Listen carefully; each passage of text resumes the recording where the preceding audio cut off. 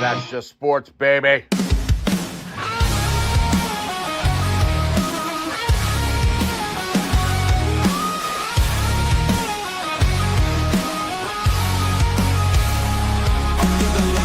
Crowd goes wild. Strawberry ice, bringing fire and style. Reds, Bengals, Bearcats, all in my zone. This is my stage, my mic, my throne. Boom, like a hammer, I'm breaking the game. Strawberry ice, you're gonna know my name. Sports Talk Thunder, hear the podcast roar. Cincy's line is kicking down the door. Step into the lane where the passion ignites. Talking sports all day and all night. From the field to the court to the roaring stands. Strawberry ice with the world in my hands. Boom, like a hammer, I'm breaking the game. Strawberry ice, you're gonna know my name. Sports Talk Thunder, hear the podcast roar. Cincy's fine is kicking down the door.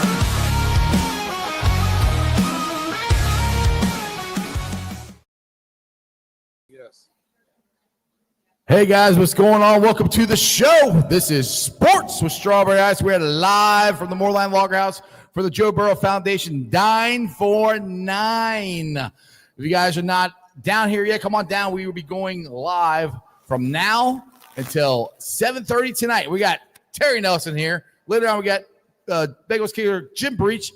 Right now, let's get to the sponsors.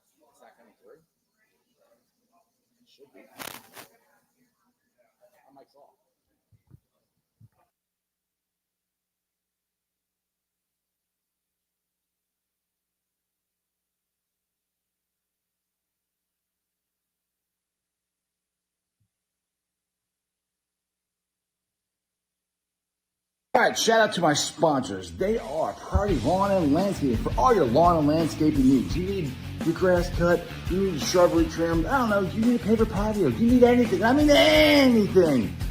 Landscaping requires, think Priority Lawn and Landscaping.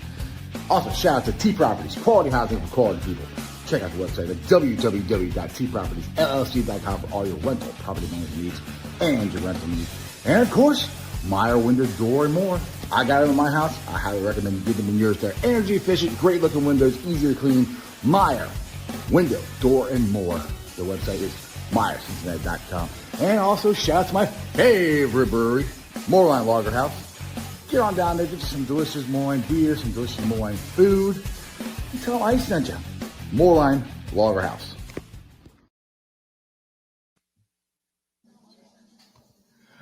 All right, it's a live show. I screw some stuff up. But anyway, what's up to everybody in the chat? Who we got in there? We've got, roll it up top here. We've got Brad in there. Tony Blaze and Ken's in there. T. Brookie. Yeah, that's everybody. So, like I said, we are live down here at the Moerlein Lager House. We're doing the Dine for 9 for the Joe Burrow Foundation. So 9% of the food and drink that everybody buys down here, 9% of it goes to the Joe Burrow Foundation. So, come on down. Enjoy some delicious Moerlein beer, some delicious Moerlein food. You can meet Terry Nelson, you can meet Jim Breech. We're going to have a great time. Also, yeah, Joe Farsing. Joe's here too. How you doing, Joe? What's going on? What's nice about being on location is you can't hide me away in the right. I don't have to put myself on screen. I'm here. You guys know I'm here. That it makes everyone's day so much better when you see my shining face really cool on your screen. If he left, have a Jim Breech field goal kicking for charity. Let's see if we can kick it into the river. Hell yeah, that would be awesome. That would be really awesome. I think we should do that. We'll see pull out retirement. Terry, how you doing, man? You all right? Pull out a retirement or pull a hamstring. One or the other. He's going. Yeah. Well, I was going to get pulled. I would definitely be pulling a hamstring. I tell you that. So, Terry, what's been going on, man? How's your summer going? Summer is going fantastic. I am digging the life of my son's at Bowling Green. Yes. And he played the Bearcats this weekend. TJ Nelson. So he starts on punt team, starts on kickoff. And he's a backup middle linebacker. So you got a great staff with Eddie George. Those guys know what they're doing. Different vibe, different atmosphere. That's been fun. My daughter is a junior at UC studying sports admin, Tiana. So it's been great seeing her grind, her possession. She actually works like 2 restaurants over. Okay. If Moerlein House trying to steal her, we can negotiate. She a free agent? Oh, she's a free agent. Very beautiful. Loves sports. She only went to a sports bar so she can watch the games while she's working. She is a sports head. So if she can come down here and work the podcast and look at the show and watch the game, she'd be in heaven. Then I got a 17-year-old at Walnut. She's a senior. They all have their own cars. They're all working. So my pockets are a little bit tighter now because they're not asking for as much money anymore. That's a good thing. I usually like that when my kids don't ask for money. Well, I just shoot them over some gas money every once in a while. I try to get them on that plan, but I'm like, okay, if you're going to keep driving more because I'm giving you more gas money, you're going to have to cut back. Right, exactly. All right, so we got Bearcat football. We discussed a little Bearcat football with you a little bit here. Sure. What was your thoughts? You were at the game. I know your son's on Bowling Green, but what was your thoughts of how the Bearcats looked on Sunday or Saturday? The Bearcats they played faster. They moved the quarterback around. They were more accurate. I thought that how they attacked Bowling Green was the pressure. Obviously, that front four for Cincinnati is monster. Led by the Godfather. You got the Godfather. Yeah, and he doesn't get enough credit. Everybody talks about him because they expect him to get a sack on every, which I was really nervous. I thought he was going to get a sack because the Bowling Green quarterback stands back there a lot and doesn't scramble a lot. But this game he scrambled because he realized when the dog's chasing you, you better run or get bit. Right, Yeah. exactly. I always ask guys, I'm watching them play quarterback, and I'm like, you must have grew up in the suburbs where, a dog, you let him off the leash, the dog pick the leash up and bring it back to your hand. I grew up in the hood. When that dog's off the leash, you take run off. Find a car to jump on. Find a fence to climb. Run quick. When you get Coley on bust to that line, you don't sit back there and try to throw as he's coming at you. You take off running, and you get rid of that ball while you're running. And that's what they did. They pushed him off his mark. I think the Bearcats front four really set the tone. They didn't have to blitz that much because they were getting so much pressure up the middle. I think if they don't have to blitz, if they can continue to put pressure with that front four, it looks bright in the Big 12 for the Bearcats. Yeah, Joe, what do you got? Well, yeah, I was gonna point out what Brad was saying.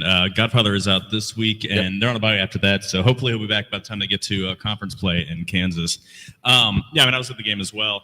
I think the biggest impact on defense is Jake Golday. He made an impact second half of last year. Linebacker, huge linebacker. He's 6'4", 250, has incredible speed. This year again, he was on Bruce Feldman of the Athletic. It was on his freaks list for how his physical attributes. So the more, especially this, they're playing Northwest Louisiana, not exactly playing a Sisters of the Poor. What's that? The Sisters of the Poor. Yeah, not exactly playing a big name opponent, but with Godfather out at least this next week, I think you're going to see him a lot coming on blitzes, and he's everywhere across the field. So we should interview him. He's calling you now. Corey Blood's calling Terry Nelson right now. Yeah, I told him I'm going on the air. He decides to call me while I'm on it. With the podcast he was supposed to be when on he was supposed us. to be here. Yeah. Right. All right, so Is this good podcast etiquette? Because I am tearing these. go ahead. You can tear it up. Hey, Parmesan fries. Parmesan fries are good. The wings are good here. I had the bison egg roll. What'd you have, though? Your Short usual rib grilled cheese. Short rib grilled cheese. He gets it so every good. single Yeah, time. 2 bites of it. 2 bites. Cheese is all dripping. The food looks all good and delicious. I'll roll with that face. 2 I bites. had about 80% of that thing. There's very little left. Hey, he did it. It's the fries I didn't get There's to. nothing on his shirt. That's the other thing. I'm wearing a white T-shirt. Yeah, so, Well, you need the bib. That's what they gave you. You tuck that in. Come on. You grew up in the suburbs too, huh? You didn't change shirts at halftime of dinner. Who has a halftime at dinner? That's Thanksgiving. All right, so let's get to the Bearcat basketball here. So we all know Jizzle James is going through some stuff, and he's no longer part of the program. But give us some good news. We just got a recruit from Brazil. Joe was telling me about. I didn't even know this, to be honest. Joe was mentioning it off air. What's your thoughts on right now? My concern would be the guard play of the Bearcats without Jizzle. We got Day from last year. Day is pretty much the only one we have left from last year, right? Yes. So Day he came on really steady. Starting point guard as a junior. Started the last 15 games last year, but he's steady. He's our best on-the-ball defender. Multiple 6+ steal games he had, which is, he has 2 of the top 6 all-time steal games in Cincinnati history. He is a guy that really controls defensively, but he also shot 40% from the three-point line. We haven't had one of those in a long time. We haven't had one of those since 2016-17 season. Been a while. So the fact that he was steady defensively, can shoot the 3, didn't turn the ball over, and he was a calming force. Now, freshman Keyshawn Tillery. Yes, sir. Mimi. Yeah, he is a blaze. Keyshawn Tillery, he is one of the fastest. He thinks he's the fastest point guard in college basketball. Thinks he is, or he might be. Well, Wes said he was the fastest point guard in high school last year. I don't know how you track that other than 40 times, but he times it rubbed out of court. Go! There's guys that don't run a good 40, but then there's guys that catch the ball in football and they don't get caught. Right. And I like the guys that don't get caught. Yeah, so those are my favorite. When you look at Keyshawn Tillery, he is lightning fast, and he has a chip on his shoulder. He plays with an edge. He's a guy that he's a true point guard. He can cross you, get to the middle of the paint. And once he gets to the middle of the paint, he looks just like he's going to score, like his pump fake on a three-point shot. Good shooters, they have an identical pump fake to a regular shot. Reggie Miller was great at it. Yeah, absolutely. But when he gets to the hole, he'll look at you, and he has the ability to throw left-hand dimes right in the shooter's pocket, over-the-hand whip passes for a three-point shooter that's not even in the play. He's making a move on the left side, bringing the defense all the way over to the left side, and he'll whip a pass around over his head or behind the back in the shooting pocket. As a shooter, it's important to get the ball in a place where you can just catch and shoot. Yeah, it helps your release time. Mm-hmm. In the Big 12, they don't give you wide open shots. No. So you have to be able to shoot under duress. The better the pass, the quicker the release. Yeah, they don't give you much of anything in Big 12. Big 12, big boy basketball. Go ahead, Joe. So who, maybe former Bearcat or just anybody, who would you really compare to, Tillery to if you were to kind of compare his game to someone from a former Bearcat? Kenny Satterfield was really fast. That's who I was thinking of, but I haven't seen enough Tillery's game to be able to compare. Yeah, Kenny Satterfield. Kenny killed a lot of ant colonies when he was dribbling the basketball. But he was really that New York. You can't get New York. He's from Albany, New York, too. So you can't get the New York out of New York players. But he has a strong understanding of the game. One thing about New York players, when you hear the term that we outside, well, they are really outside. New York really takes pride in playing in parks and on the blacktop. The blacktop and having. Well, it looks like blacktop Park, but they put sports court down and all that soft foam stuff. But they play out there in front of people. They play in front of pressure. Oh, yeah. In New York, if you get crossed over, everybody, they'll run the court, they'll grab you. And they say you're on YouTube. They'll clown you, they do all that. So your game's got to be tight. Right. So he plays with a competitive fire that Wes Miller likes. I told Wes last year, and he agreed with me, and he brought it up this summer. We need Saints and centers. Yes. We had a lot of Saints last year. A lot of good guys. Too many. You got a lot of good guys. We need some dogs. Yeah. And that's what Wes recruited. Mm-hmm. Wes went older. He went to the portal. He got guys that are older. He got guys that's been through the fire. He's got guys that have been through different training camps at different programs. He got guys that played in the Big 12 and understands what the Big 12 physicality is like, what it's like playing on the road. And he went and got some dogs. And what he's doing this year is when guys start talking trash in practice, Wes just backs up. Good. He's letting them. Now, how is that compared to what you guys did when Huggins was there? Because I'm sure Huggins let you guys talk. Right? Huggins encouraged it. Yeah, exactly. He encouraged it. So I'm like that's old school Bearcat basketball. If you're asking me. Yeah, Huggins would be like, "You gonna let him keep kicking your ass?" So So Huggins would stoke the fire a little bit because he wanted to see that competitive fire. But Wes last year, a lot of times he was trying to get through the practice, and he would tell guys, "Hey, let's focus. Let's get back to practice." And that's cool. Yeah. But they still have that pent-up aggression. They don't get out. And then when you bring it out on the basketball court in the middle of a game, you get technicals. You're not in your right mind frame, your headspace. You give up backdoor cuts, things of that nature. You have to let guys play heated. Yeah. You have to let guys play to the point where they're going to fight. Mm-hmm. And then say, okay, now you got that edge. Play on that edge. Right? Go ahead. Let's go. Exactly. I want you playing on the edge all the time in the Big 12 because when you play the schedule that they're going to play, you have to develop a killer instinct. When you're playing teams that you're supposed to beat by 30, you got to beat them by 40 and 50. Yes. You got to bury them. When you put the Bearcats are 11, 12 deep. And not all 12 are going to play every night. You know, he's going to, in the Big 12 play, he'll play 8, maybe 9. The question is, the non-conference schedule will determine who's going to be in that 8-9 because this is a really, really deep team. Last year, they were really deep, but they were really deep with the same amount of players. Same type of players. Yeah. Day and Jizzle were almost the same. Mm-hmm.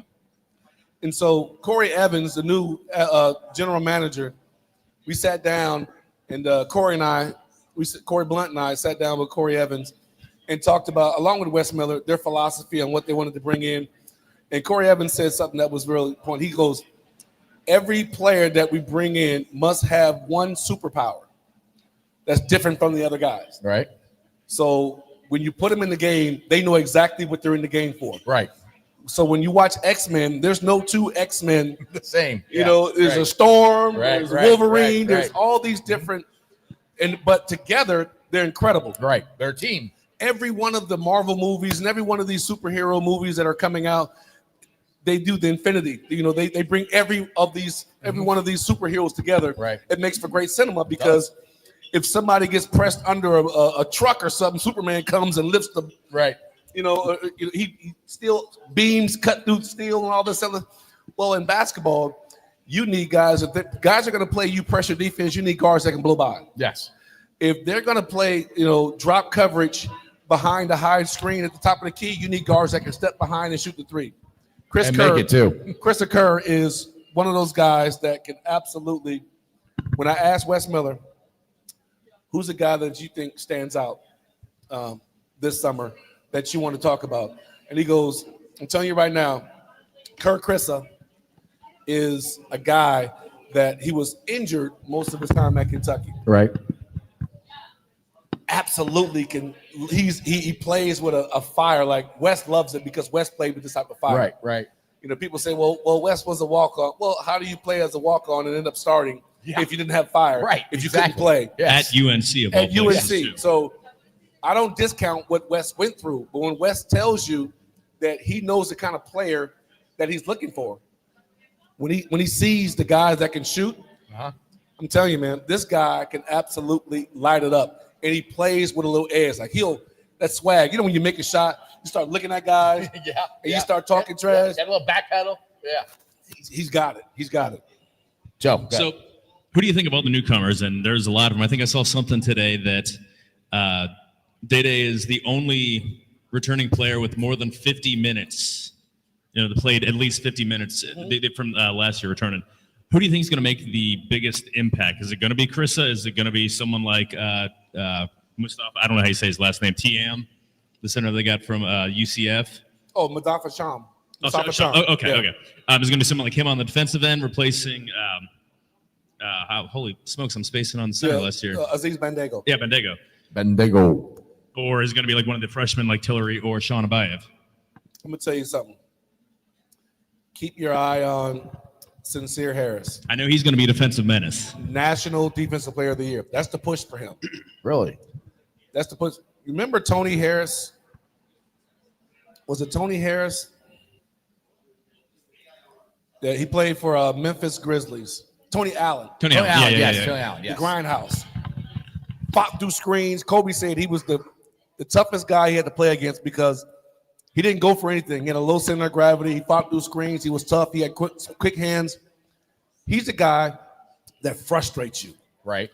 He frustrated Jizzle James to the point where, when Wes first took the job, he was the first guy that came on a recruiting visit. Really? And he wanted to come here.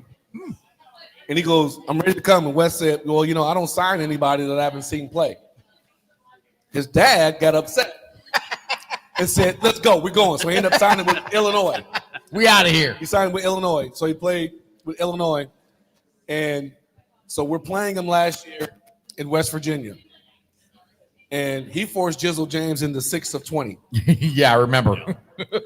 And Jizzle kept trying to take it personal because he's talking trash to Jizzle every time he touches the ball. You can't score. I know all your moves. You're going to do a one dribble between the legs, step back. I got it. I'm on this stuff the whole time. There was a play where he tried to cross over Sincere. Sincere knocked the ball away. Sat back down on him, closed out the airspace. He tried to cross him over again. The clock's at 3, 2, knocked the ball away again. Jizzle grabs it, throws it up. It's a 30-second violation. He's screaming, yeah! He walks by Wes Miller and says, you should have effing recruited me. That dude can't score on me. He's right. And Wes was just sitting there with his arms like this, like, yep, you're right. I should have. One of the first calls he made in the offseason, one of the first calls. But he brings that same fire in practice. Mm-hmm. So normally guys show out for the crowd when they get into game situations. Right. No, he brings the same fire in practice. That's what you want. He calls himself a one-man press. Well, I mean, you guys used to talk about this. I just never talking to you about how tough your practices were. You got to be. Your practices were harder than the games. Yes. And that's what you want. You want to make the games easy. You want to make the practice hard. If you're not bringing the energy in practice, you sure as hell ain't going to bring it into the games. If you don't have hard practices, it doesn't justify you playing 11, 12 guys. Right. Because 11, 12 guys will be upset that they're not getting in the game when they're not getting in the game. Exactly. When you have really, really tough practices, guys understand, okay, this is a big boy game. I may be able to come in there and get a minute or two, but this is going to be a game for Sincere. This is a game for Jalen. Right. This is a game for, and they're comfortable with guys going in there in certain minutes, because when you have rough practices and tough practices, it builds a belief system that there's no matter what environment we go in, right, we're supposed to win. Yeah, and it gives you that edge. Because I've told you this before, that Final Four team, Kenny Martin's team, all those the guys had the black jerseys on, black hot. You won before you even stepped on the court. We haven't had that in God knows how long. Because it starts with practice and getting that edge. Yes, I'm Joe. Well, I just kind of going along with that. Yeah, you need guys that. I mean, it's one thing to guys that are going to bust their ass in practice, but guys that are doing it day in and day out, game time, where even though you're not hitting your shots, you need those guys that are out there still absolutely busting their ass on defense or getting back, because they're going to be off nights. Especially with if this seems like it's going to be a pretty perimeter oriented team. There's a lot of shooters on this team, and there's going to be nights where you're 3 for 22 as a team. You still you need those group of guys that are going to give that effort on the defensive end. I do have a question. Someone like Baba Miller, who's listed as a forward, he's 6'11". He shoots a lot of threes, but also I think he's kind of the under the radar acquisition, because I think he's going to give good defense. He's got the length that he can play, or that he can guard probably the 3, 4, even the 5, depending on the team, and he's a good rebounder. Is there anyone else besides him that you think might be a good under the radar? Well, let's not brush him off first. Not the glaze past him. Let's talk about him. Baba Miller is an NBA level talent. Lefty, dunks on you with both hands, left hand, right hand, handle the ball, shoot threes. I'm like step back threes. Go hard at you, make the rocker step, pull a back dribble, snatch it, shoot the three. I'm sitting over there, I'm looking at Corey, I'm hitting him on the chest. I'm like, when the heck did they? Like, this guy, where'd he come from? He would have tilted the scale no matter where he went. Yeah. He's the last guy that they put on the roster before they just put these latest additions. But he's the guy that when Wes Miller went to go see him, Wes said, you ever put together a puzzle?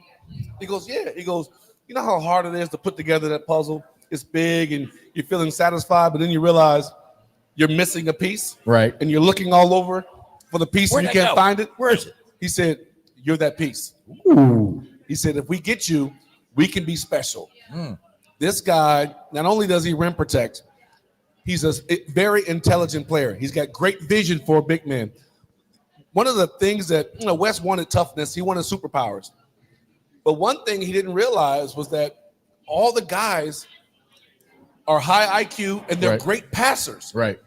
Now, when that ball hops, Florida won last year because they had great guard play. Yeah. They were very deep. But all of those guys could pass. Exactly. When I say pass, know when to make the play. Like quick pass, too. Not the ball didn't stop. Yep. Know when to make the layup. Or if you see a guy coming at you, know where your outlet is. Right. Great passers have vision to know that if my shot's not there, I have to know where my outlet is. Yes. And elite passers know where two outlets are.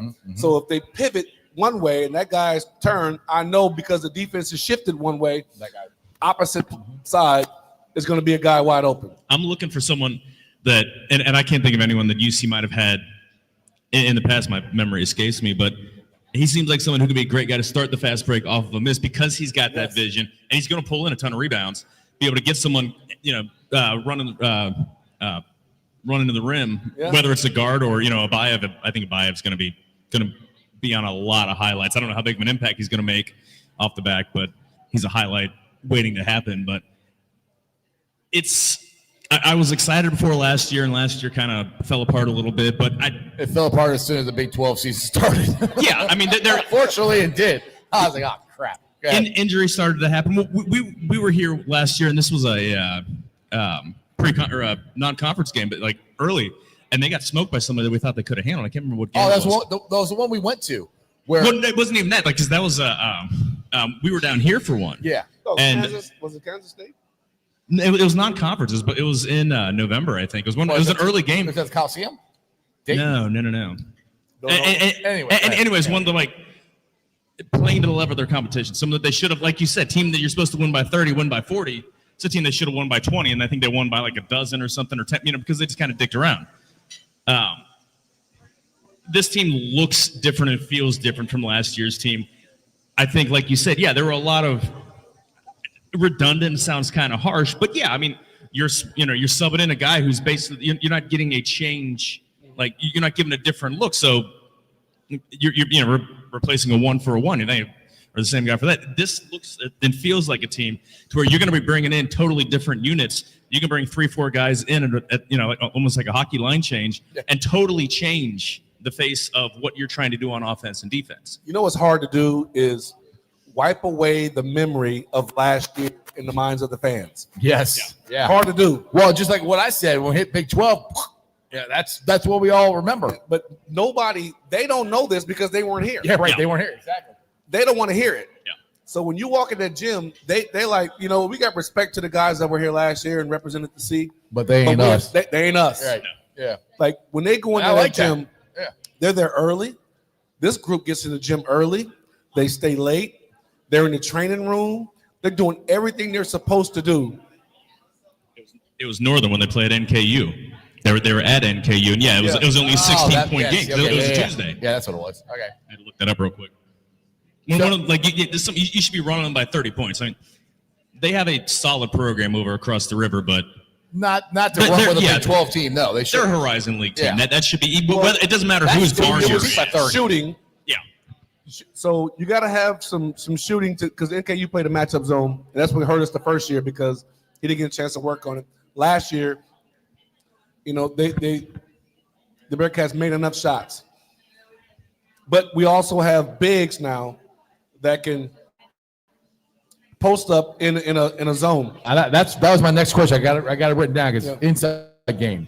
Jalen, you talk about this. We got destroyed on the inside last year. Jalen Haynes, remember that name? Jalen Haynes transferred last year. Big time player. Played at George Mason University last year. And when I tell you he is a bucket, ever since he came into college basketball, he's been averaging double figures and nearly 7 rebounds. Last year, about 16 points, 7 rebounds, a couple of 2 or 3 assists. He's a very good passer out of the post. Right. But he's a guy that knows how to seal. When he catches the ball, Aziz, for what he did, he couldn't score down low. No, he couldn't. They needed him to, and he couldn't. Lob or nothing. Yeah. Well, that's what it was. Lob or nothing. Yeah. The Bearcats have 2 NBA centers, and they got a big power forward in Jalen Haynes that knows how to play. And we haven't even talked about Tyler McKinley. Tyler McKinley is still operating on about 90%, getting back to where he is. Very skilled, high IQ player, great passer, knows how to rebound. They are stacked in every position. He just looks like a dog. He looks like he does. He looks like a junkyard Jalen Haynes picture. Yeah, he absolutely looks like a junkyard dog. It looks like Predator when he took the mask off. Those dreads, get the face. That's the way I want to mess with, dude. I'm like, he's scaring me right now. But he is the sweetest young man. When I interviewed him this summertime, and he's one of those guys I talked about NIL money.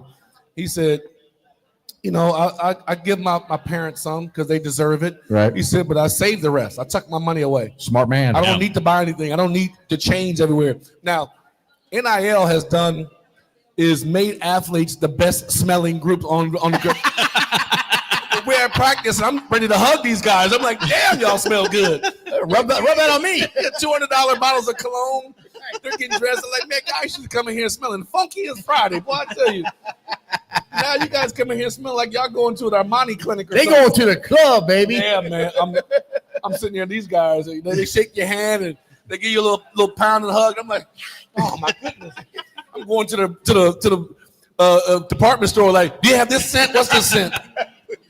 Go find it. Right. Go to Macy's. Let me know what I got to go find that. Go find that.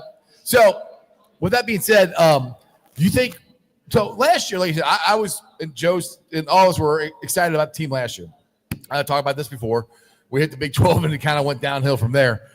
And a lot of it is the outs. To me, it was last year. Team was easy to guard. Yeah. You played zone, matchup zone. We had no inside game. Pass it around. Shoot a 3-pointer, maybe get a rebound. That we got shooters this year that can actually make some shots. Yeah, this team is much different. West runs good stuff, but when you don't have guys that can create their own shot, right? It looks bad at times. He's got guys that can shoot and guys that can create shots for other guys too. Correct. Yeah. I didn't see that much at all last year. Well, you had a bunch of guys that were trying to prove it was their team. Right. Nobody gives a damn whose team it is. Yeah. Win. Exactly. You just win. That's what I said about the Bengals game Sunday. I don't care how it was. They won. Who cares? Yeah, if you worried Just about win, whose baby. team it is, and if it's your team, and you say it's my team, and your team doesn't make the tournament, you want to be known for that? Right. No. You got a bunch of guys that are all hungry.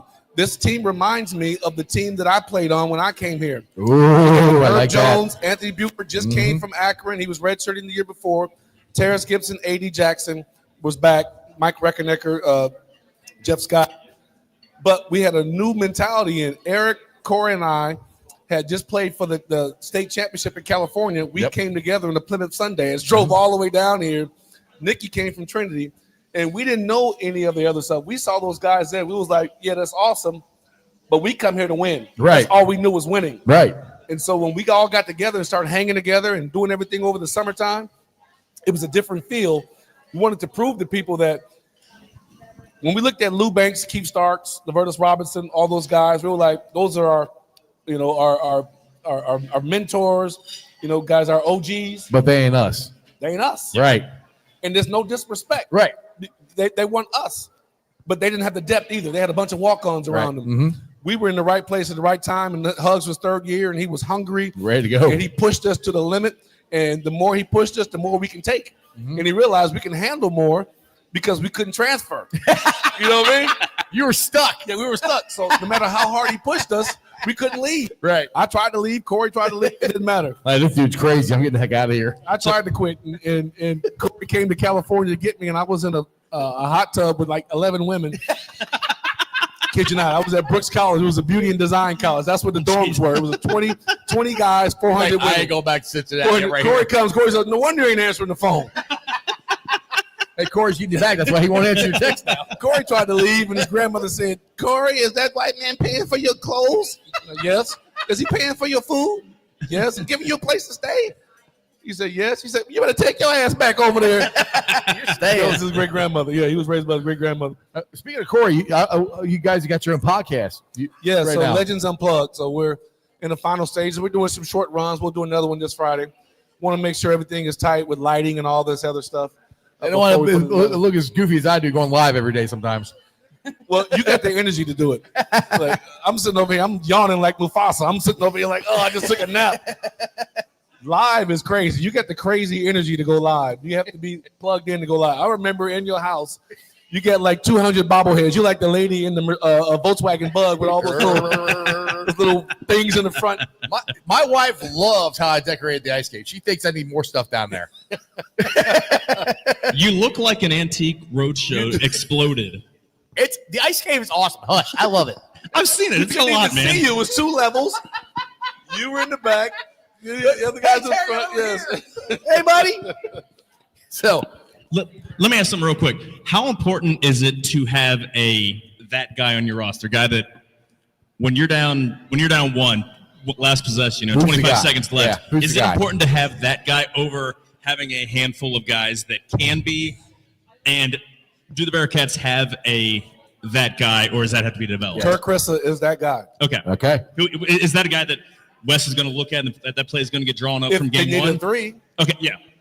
Yeah, but he has so many options. Like, does the question make sense? Let me say that. It makes total sense. Yeah, you need a guy to make that shot. We didn't have that last year, I don't think. Last year you had a guy that wanted to be it. And he was capable of being it, but he just wasn't. Jizzle James. Yeah. Should have been Jizzle, but he wasn't as efficient because he forced a lot of shots. Yeah. And he was a talented player. There's no hatred for Jizzle James. No, not at all. Very talented player. But he just didn't make those shots because he would shoot a lot of fadeaways. Yeah. And which doesn't give you a chance to rebound those balls when you hit the iron them. And then if you're shooting fadeaways and a guy defending you, then as your angle changes, you're going to hit the front of the rim more. And so good defenders know this. And I would always, as a defender, try to strip the guy before he goes up. And then I would take away the vision, put a hand right in your face, try to take away the vision and make you miss the shot. Great defense is not always getting a steal or a block shot. The object is to make them miss the shot. Right. And so that's why I started guarding the big guy. Corey started guarding the other power forward. He would rebound the ball because he was a better rebounder. And he was taller. He could jump higher and all the other attributes that God blessed him with. Yeah, all the other stuff. But when I look at the Bearcats this year, they could go with Jalen Haynes down low. Mm-hmm. We need a basket. Day-Day his leadership has really gone to another level. Is he a senior this year? He's a super senior. Super senior. Okay, I thought he was. Yeah. But he's a grad senior, so he got that fifth year playing time. But you also look at the guys that you can run some stuff for. Sean Abayev is one of the most unconventional. As a 5-star, he's big, he's unconventional, but he'll shoot a transition shot, and you be like, "What the heck? Oh, okay, good shot." No. Oh, never mind. Good shot. It went in.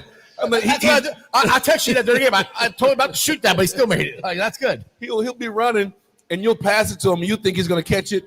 You'll put it down, make a move, and then shoot it. He'll catch it, and he'll shoot it. He'll be leaning 3-4 feet away. And you're like, "That was okay, all right." Like that was crap. He'll shoot one-leg threes. Jeez. Not teaching tape, but with something to accept. And you know what the beauty of Wes Miller is? He doesn't take that away from you. That's good. He just says, "You've been doing this all your life. Get in the gym and work on it." Right. If you're going to do this, work on it. Yeah. Because when you get that creativity, they use that in the NBA now. Right. LeBron works on it. Mm-hmm. James Harden works on it. Pretty soon, it used to be James Harden has brought more innovation to the NBA. Him and Steph Curry, and LeBron has sort of done the same thing now. So those three helped change. James Harden went to step back. Steph has changed the game completely. Steph has totally changed the game. I mean, those half-court shots, he practices those. I mean, it's ridiculous. It's ridiculous. And so his release is what absolutely. Quick. I mean, I've never seen anybody. And you know who's the second closest release I've ever seen? Who? Caitlin Clark. Yeah. Dead serious. Yeah. She has an amazingly quick release. It's one of those I would have still my hand wouldn't have been up playing defense. It's gone. It's funny because when she was in Iowa, Kerr met her. I'm sorry. She met who am I talking about? Steph Curry. Steph Curry, yeah. She met Steph Curry, and she told him that you're my favorite player, and a lot of my game is after you. So when you see her, she likes to shoot from the left side. Yeah. So when she gets over there, she'll back up, and pull you out. If you don't come out, she'll just keep backing up until you don't stop. Yeah. Until you stop. If you stop, she shoots it. And then she starts turning down the floor. Because she knows it's going in. It's going in because she knows she doesn't shoot the same going right.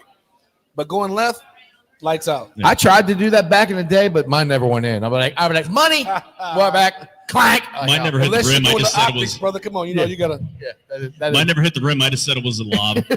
All right, so we got a question from Natty Ron. You kind of I guess talked about this, but I'll ask it again. He said, "Who is the alpha dog on this team? Who's the man? Do you think? Who's the big dog on the team?" I'll put Day-Day. Day-Day. Day-Day's leading the pack. Confident. He knows he's in control at all times.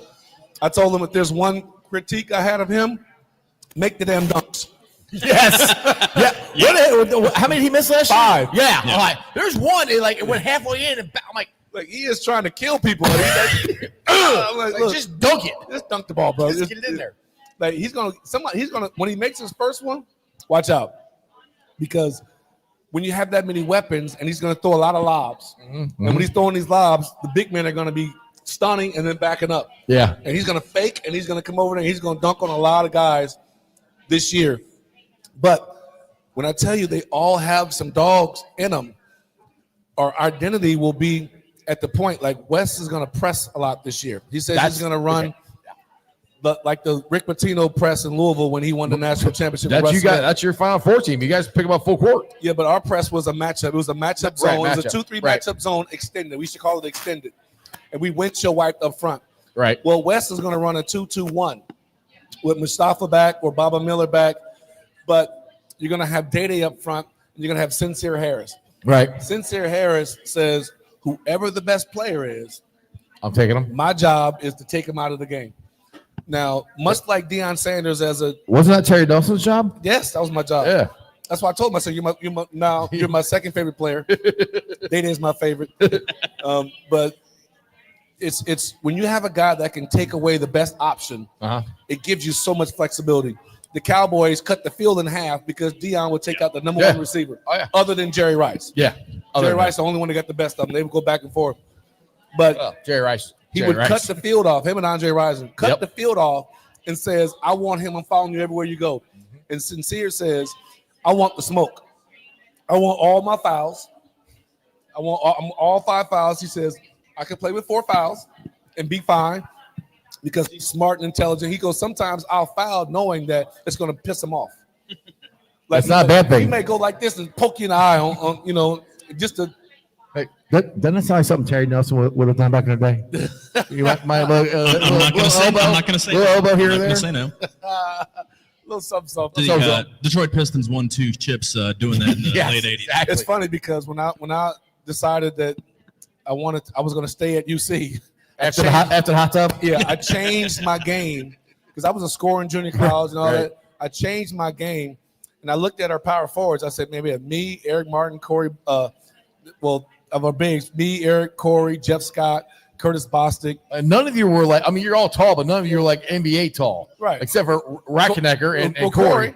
And Corey, yeah. And so I'm like, how am I going to, because Hug's way of rotating players was you messed up, get him out. Right. You come over here, let me chew you out for 30 seconds on the bench. Okay, go get him. Right. He's in the middle of chewing you out. He's like, just go get him. As soon as he put a guy in, he's just, So my senior year, when the shot goes up, all 2 bigs got to go to the opposite side to rebound. 2 bigs got to go.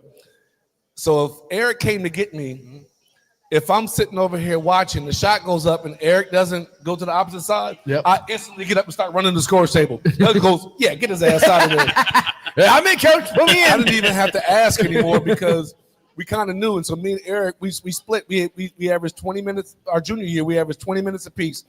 He was the offensive guy. I was the defensive guy.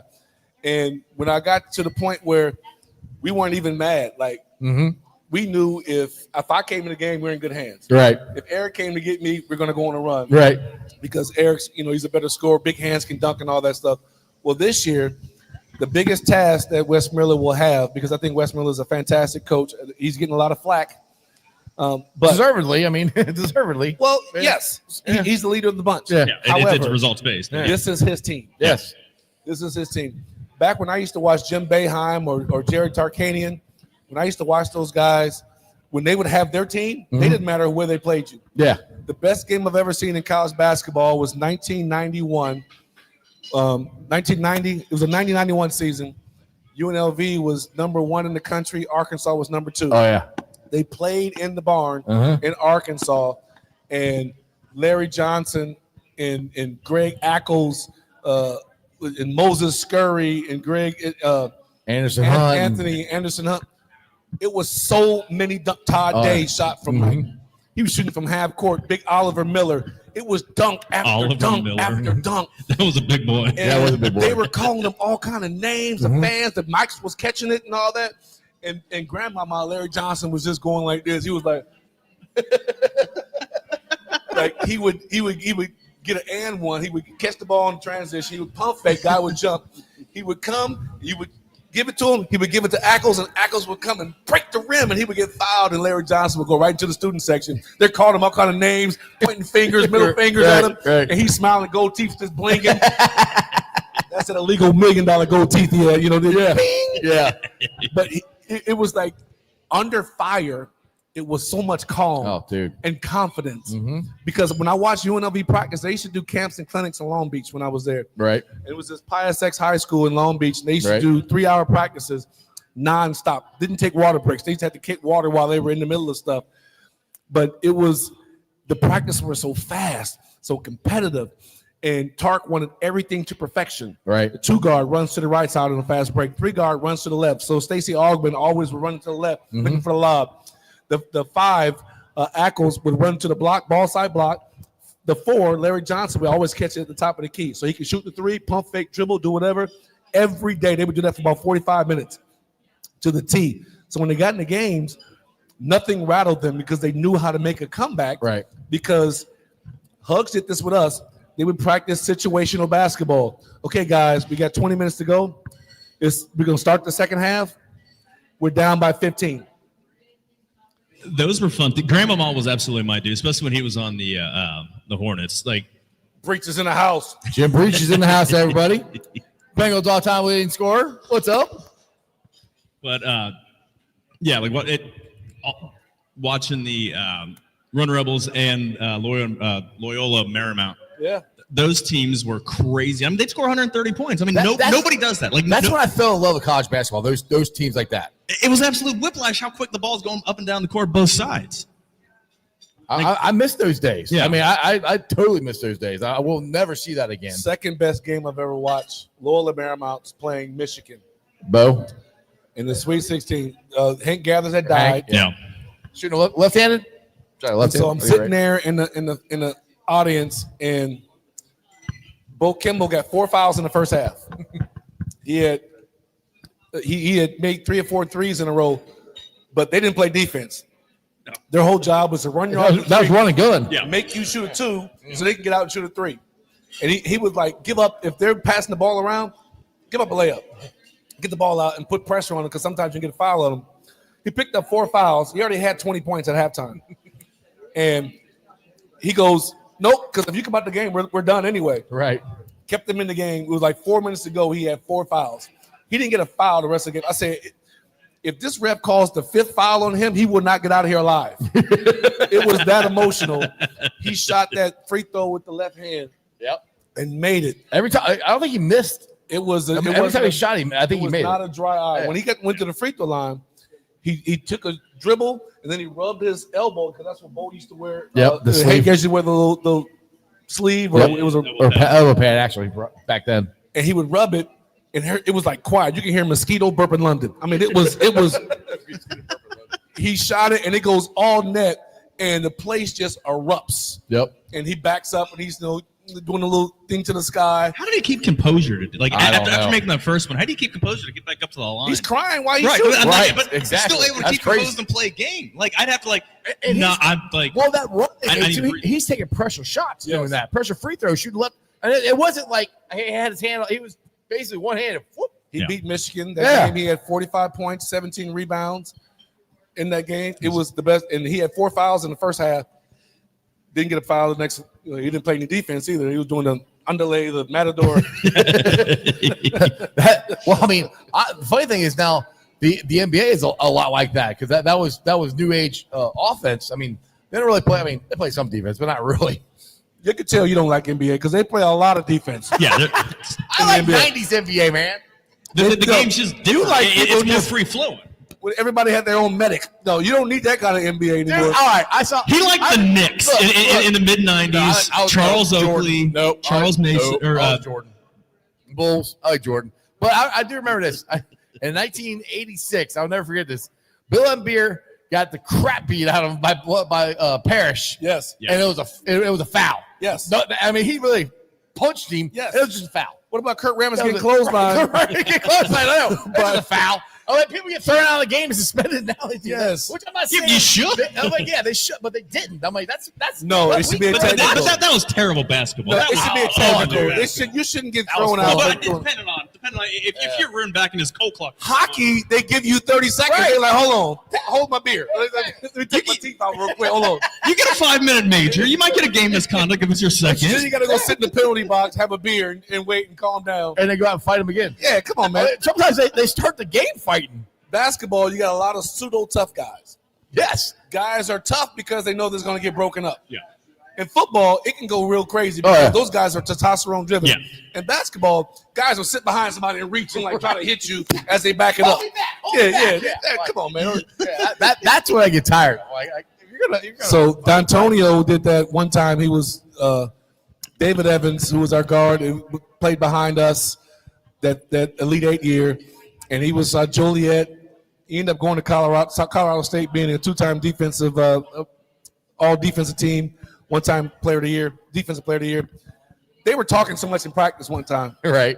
about fighting, and Huggs grabs his Diet Dr. Pepper, sits on the sideline, like, go ahead, fight. You guys keep talking all this shit. Let's go fight. I wish there was a camera about our practice for some of these Like, oh. stories, dude. And they were like looking at each other, almost like, you ever seen those commercials or the reels where two dogs are barking at each other on each side of the fence, and the fence opens and they don't know what to say. Fence closes the back, and they start. Exactly. Like, I didn't know it was actually going to fight. I'm like, They didn't want no smoke. They were just yelling at each other, Right. until they finally did fight. And then this is the funny part. David, he said D'Antonio was setting the screen, and David Evans says, runs to the screen and runs into D'Antonio's knee. D'Antonio with his light voice, hey man, don't be hitting me on my damn, run to my damn knee, my man. Hey, I'm gonna knock your ass out. David, man, shut up, punk. Ain't no punks here. Run into my damn knee again and see what happened. Huggs goes, run the same play. Huggs was for the smoke. He was for it. They run the same play. David Evans runs right into the knee again and elbows him in the stomach. And then so D'Antonio pushes him. Dave hits him right in the stomach. Right in the stomach. Ooh. right. And as he hits him, he slips and falls on the ground. D'Antonio starts kicking him. Huggs come over and punches him in the chest. Don't you ever effing hit a guy when he's on the ground. That's some punk stuff. You let him get up and fight like a man. You don't kick him while he's on the ground. This ain't no street stuff. Y'all want to fight? Get up and fight. He said, but Put him in the ring. he said, if you ever sit over here and kick somebody on my team, you'll be off this team. But Huggs wanted them to fight. He wanted to fight. He wanted to fight fair, though. He said, if you ain't gonna fight, then shut up and get back in line. But y'all keep talking like y'all gonna fight. Go ahead and fight. I miss Hugs. It's the realness. Like I said, man, you guys should get together and write all of you guys should get together and write a book of Huggisms and Hug stories and all that stuff. No. There's a 30 for 30 coming out. So we're doing all the taping. What, It's what, over. really? It's going to be outdoor basketball season. So it's being shopped right now. Ruben, Kenyon, Oh, hell yeah. myself, Eric Martin, Terrence Gibson, most of the Final Four guys, Kevin Frazier. Ha, yeah, We're going to Frazier. have Calipari was interviewed.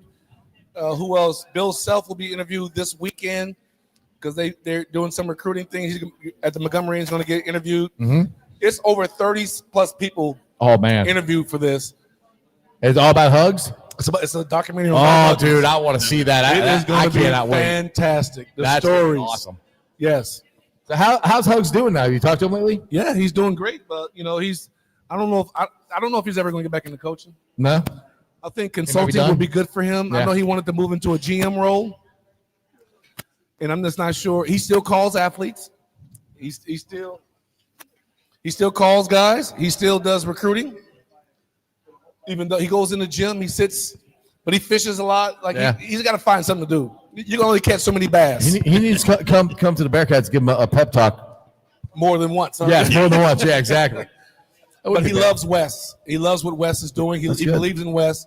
When they went to West Virginia, Central Florida last year, he came and I'm getting dressed in the hotel.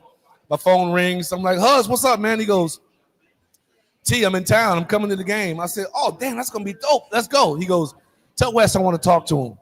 He said, because it's not his fault, man. The Big 12 is unforgiving because this was they had lost 4 in a row. Right. He goes, all these people are turning on him and all this stuff. He goes, I want to talk to him and encourage him, man, because I think he's a very good coach, very young coach. He runs great stuff. So I go, we're getting on the bus, and I said, hey, Wes, Hugs wants to talk to you. He's going to be at the game tonight. He goes, fucking yes. He said, if he comes, send him down. Right. So, because Wes loves Hugs. Yeah. And so they go in there, and so Hugs gets there, and I'm pointing. The manager comes and grabs Hugs. Hugs goes into the locker room, and Hugs goes, he's giving his speech. In one part, he goes, you don't have to yell at the refs because I already did. F those mother effers. He said, you go out there and you play for the name on the front of your jersey. Exactly. He said, the name on the back will take care of itself. He said, it's bigger than you. He said, you can't come out here and be timid and soft when you play for the Bearcats because everybody is after you. Mm-hmm. You know, we've ruled leagues that we were in for the better part of 20 years. Yep. And so even though we don't have a lot of the tournament success, a lot of NBA players, a lot of toughness, a lot of things that people look after, when they look at Bearcats, they see a brand. Yes. They see the baggy pants. Mm-hmm. They see the Jordans. Yeah. They see the physicality, the muscles.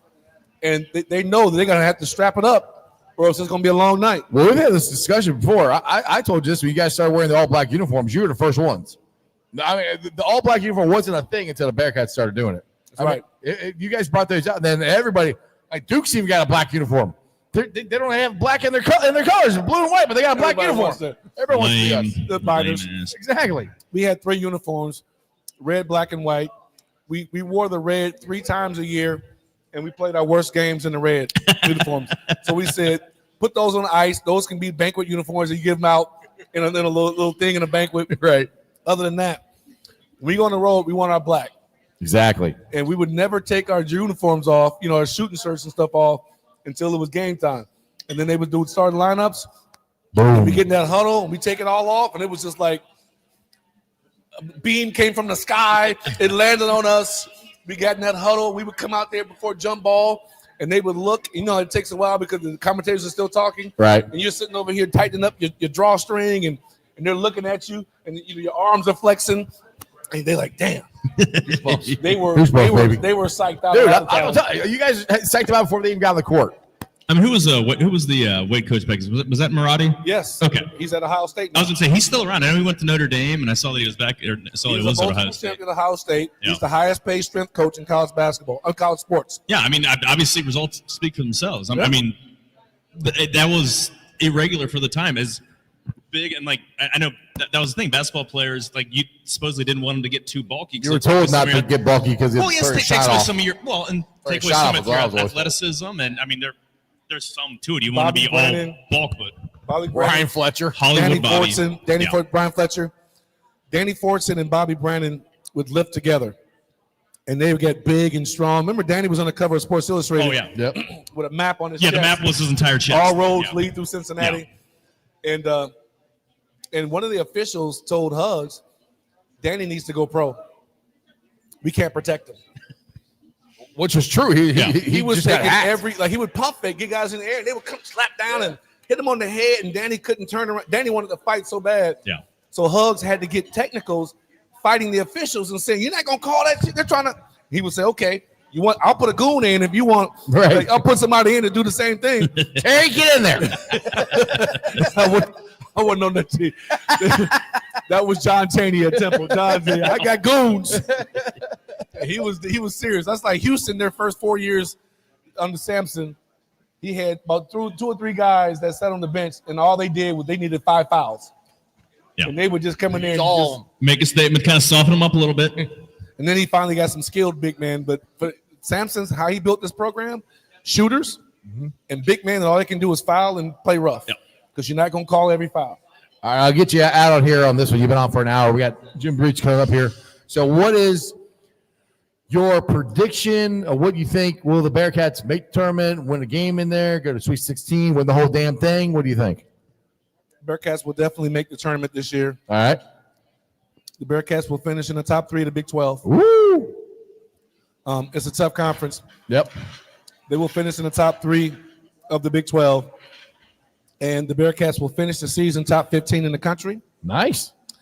And they will get a high seed, 4, 3, 2, 1 of those. Right. High seeds. And Wes Miller will get that redemption year that he needed. And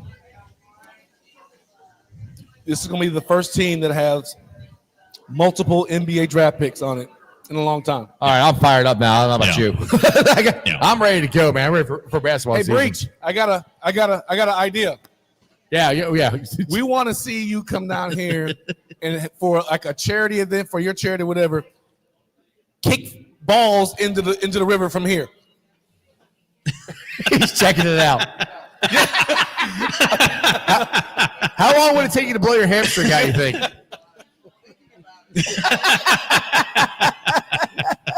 I thought it'd be great, put some type of orange ball, let it float like the little ducks they do. Orange ball, kick it and see if you can, get over the bridge. I don't know if you try to make it over the bridge. I'm gonna get out of here. I think you like that. All right, everybody, give it up for Bearcat roster and Final Four member Terry Nelson. Make sure you take your food with you there. Jimmy just got his food there. We'll let you sit there and eat a little bit before you come on here. So, Joe. Yes, that's me. That's you. That's me. How you doing? I'm good. All right, good. Always love talking to Terry. He's always funny as hell. Oh, Terry's Tells awesome. probably the best damn stories of any. Oh, dude, I cannot wait. If they're really doing 30 for 30 with hugs. Oh, dude, I cannot wait to see that. I'm all over that. You forgot your beer. I know. How'd you forget your beer? Don't forget that. Sure. Jeez. I thought that would have been the first thing to go over, and then you bring it. Gotta take the important stuff. All right, so we're rolling to Bengals talk here. The Bengals won a tough game. I mean, the first half and the second half were two totally different games. It was a crap fest. Let's be honest, but they won. It's a W. And that's that. And there was a lot of people getting upset of how they won. Did you see the comments from boy band member Nick Lachey? I heard about it. Dude, shut up! Like the Bengals have lost 5 straight games. First game, yeah. The last one was 2021. I think was against Minnesota. Yeah, that was the last home game or first game of the year we won. I think. Yeah. Well, and even just the first 2 weeks. I mean, they lose the first 2 weeks every single year. Like, you don't need to apologize. No. The offense looked terrible. Even the entire game. Burrow didn't have even the first step. Like, they were more first functional. Drive looked great. Right, but I mean, even the entire first step, Burrow looked functional. But like, this happens. Well, I'm not worried about Joe Burrow, Jamar Chase over the course of 17 weeks. Defense is what kept us in that game. That and that was one of those where I was curious to see. And you don't make overreactions. Right. I mean, people are starting to question, like, oh, is Lamar Jackson a choke? Like, he lost one. This is week 1 against like one of the best teams. That is more of the playoffs where he does do some hot shit. I know, but they're bringing up these narratives that there's always weird results. We got a racetrack going on down there. I know. So it's a matter of like not getting up too high, not getting too low after the week 1, but defense looked sustainable. Right. Coverage. And they were making plays. Yeah.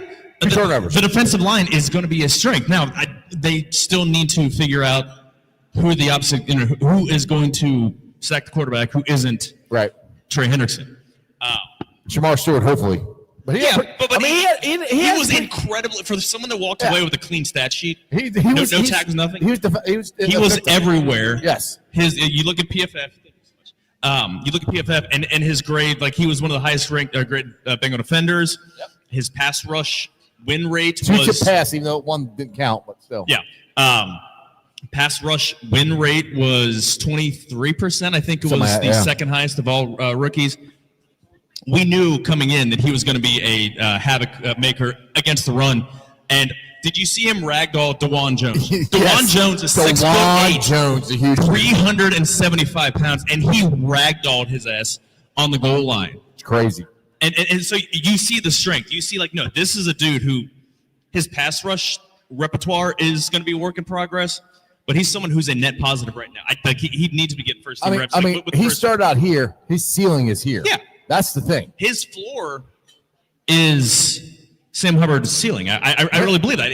In terms of a top-notch run defender from the left end and someone who's going to give you, 8 to 10 sacks possibly. And if that's all he is, then that's the guy you still keep around. That's the guy that gets a second contract. I am happy with that. And as athletic as he is, I'm not saying I'm not comparing him to Myles Garrett, but he's that type of athlete at that position. Yeah. Will he become Myles Garrett? I have no idea. And I'm not saying he will or he won't. I'm just saying athletically, he's that much of a freak. Yeah. And you see the speed and just the strength. And he's just bull rushing. Yeah. And he doesn't have any moves yet. Yeah. And he's pushing defensive tackles that are 350, 375 pounds into the lap of the quarterback. Exactly. So happy to see that. TJ Slayton was really good. I was very impressed with him. I thought that was an under-noted move this offseason. I said, you be talking about that a lot. I think the most like the late one that makes them, I think it's the biggest thing is bringing in Mike Pennell, who played 11 snaps. And now he was in all that, goal line stand. They scored on the fourth down, but he stuffed them on third down. Yeah. And now he signed the active roster because they did some roster maneuvering. Right. Lucas Patrick to IR. Yeah. And who was that? They signed Isaiah Foskey. Yes, thank you. Second rounder from 2023. Mm-hmm. Saints let him go, and he played college football under Notre Dame. Al Golden. So he's replacing him on the practice squad. So again, a smart these are moves that smart teams make. This isn't somebody who's a difference maker. Did you just say the Bengals are smart? I said they made smart moves. Oh, okay. This is stuff that makes the floor of your team better. Which they've been making those moves, bringing in Noah Fant, who caught the first touchdown pass of the year. And our linebacker core, like Natty Ron here says, Knight with 8 solo tackles. I was really impressed with Knight and Logan Wilson. We were worried about him. Some people are saying maybe he lost a step. He looked like Logan Wilson to me. He was acting and not reacting. Yes. I think, and maybe it's just as simple as having a defensive line to where you're not worried about the offensive line reaching you immediately. Right. You're not going to have to shed blocks. You can run around, fly around, like your ass is on fire, because they're sustaining their blocks. Or your defensive line is. Yes. Is keeping the defense, is keeping the O line, keep the offensive line away from off the second level, especially in the run game. Not penetrating you. Jalen Battle made some plays in the run game and made some plays in the passing game. Joseph Osai, Jordan Battle, not Jalen Battle. Sorry, this is Jordan Battle. Joseph Osai. Geno Stone made some good plays. He perfectly timed run blitz. My boy Tyson Anderson was in there. Yeah, Tyson Anderson made some plays. Our boy, Tyson Anderson. He was in there, made some plays. So it's. They're not going to be a top 5 unit. No, but I said you look like this isn't like, well, they're going to, and I've been saying this all year. The first half of the season, they played 9 games, then they have their bye. It's going to look rough off and on. Yeah. But the second half of the season, after the bye, they're going to look better. If this, again, this is just the baseline, and Browns aren't a good team. They don't space the field well. They don't have a legitimate starting running back. But they have 11 guys in the field that get a professional paycheck. And they played really well. You can say, well, Joe Flacco threw for 290 yards. They want to run the ball. That's the whole MO. 24 carries, 49 yards. Their longest run was their very first play from scrimmage, 5 yards. Yes. Like that right there, I can live with that. You can give up 300 yards passing because you're going to have the offense that can keep up with that. Right. And if you're Joe Flacco, you're going to throw interceptions. They're going to play Trevor Lawrence. And now, grant the Jaguars ran for a lot of yards against the Panthers. Panthers are terrible. The Panthers are they're terrible. Trevor Lawrence is going to throw the ball to the Bengals at some point. Whether they make a play on it's another thing, but I agree. If you can make a team, make them one-dimensional, yeah, then you're going to put your team in give your team a chance to win more often than not. And Dax Hill looked like that guy. Like that's the closing speed. Like again, and this has always been his thing is the closing speed. I remember his. This was when he was a rookie in. This is, I think, this is the first preseason game. They were here at Paycor. Someone threw a go ball, and he's playing free safety. And the speed that he came from the middle of the field, absolutely, to make a play on the ball at the goal line. So it looks like his knee and everything. He's back from the injuries and everything. Juan Drago, DJ Turner played really well. And both those interceptions were just plays on the ball. Yeah. Okay, they were both tipped. That's just a reaction. They were. I mean, you dive, catch it, turn. hit the ground. So you the ball doesn't hit the ground. You can say they're kind of flukish, and turnovers are flukish anyway. Yeah. But Well, you said about you have to be there in position. Look at the 2021 Super Bowl run. Yeah. There's a lot of those interceptions you can say are flukish, but they made the play. That's the point. The 3 games in a row from the Raiders game, Titans game, Chiefs game, the last throw that the opposing team made were all interceptions. Right. Like, it's fluky, but you take advantage. You take advantage when that team puts the ball, in harm's way. So, all right. Once again, we are down here live at the Moerlein Lager House. We are doing the Dine for 9 to benefit the Joe Burrow Foundation. So 9% of all the food and drinks you guys purchased tonight, 9% of it is going to the Joe Burrow Foundation. So Moerlein Lager House is not the only restaurant that's doing it, but there's other ones, but this is the one I'm at. So let's give it up for Joe Burrow Foundation and Moerlein Lager House. And now we have the Bengals all-time leading scorer, the original money, Jim Breech. Timeout. Timeout, he needs a drink. I set you up and everything. Time that up better, Jeff. Yeah. Hi, guys. How are you, sir? I'm well. How are you? Good. We did this last year. So We did. the football season is back. Now, we got to ask you this. I don't give a crap about the Browns, but their kicker didn't do so hot yesterday. Yeah, I felt really bad for him. Yeah. First game. 2 days ago. Sorry, my bad. 2 days ago. Sunday. Yeah. Today's Tuesday. I know. This My guy gets days away run with together, that. man. I'm a busy guy. I felt terrible for him. I was happy he missed, obviously, but Oh, he did an awesome job for a Bengals fan. Yeah. it was unfortunate for him. But it was great for us, right? Yeah. What is that like? You were a rookie at one time. What's the pressure like to come in and like? Well, you missed an extra point, and then the one he's going in for is a potential game-winning field goal. What's that as a rookie coming in trying to prove yourself? It's a different animal. Yeah. Rookie year. All I could think of was, if I don't miss any kicks, I probably have a job next week. Right. If I miss a kick, I thought I probably didn't have a job next week. Right. It's that critical. So I'm sure he went to bed that night wondering if he still had a job. Not sleeping very much, probably. Well, he would have felt really bad anyway. Yeah. Because how do you help the team? You make big kicks, particularly. Right. Which is hard because that's all you guys do is, I mean, not to demoralize or anything, but that's your job is that everybody else can make plays on the field. You guys make kicks. And it's kind of hard when you don't. That's your job.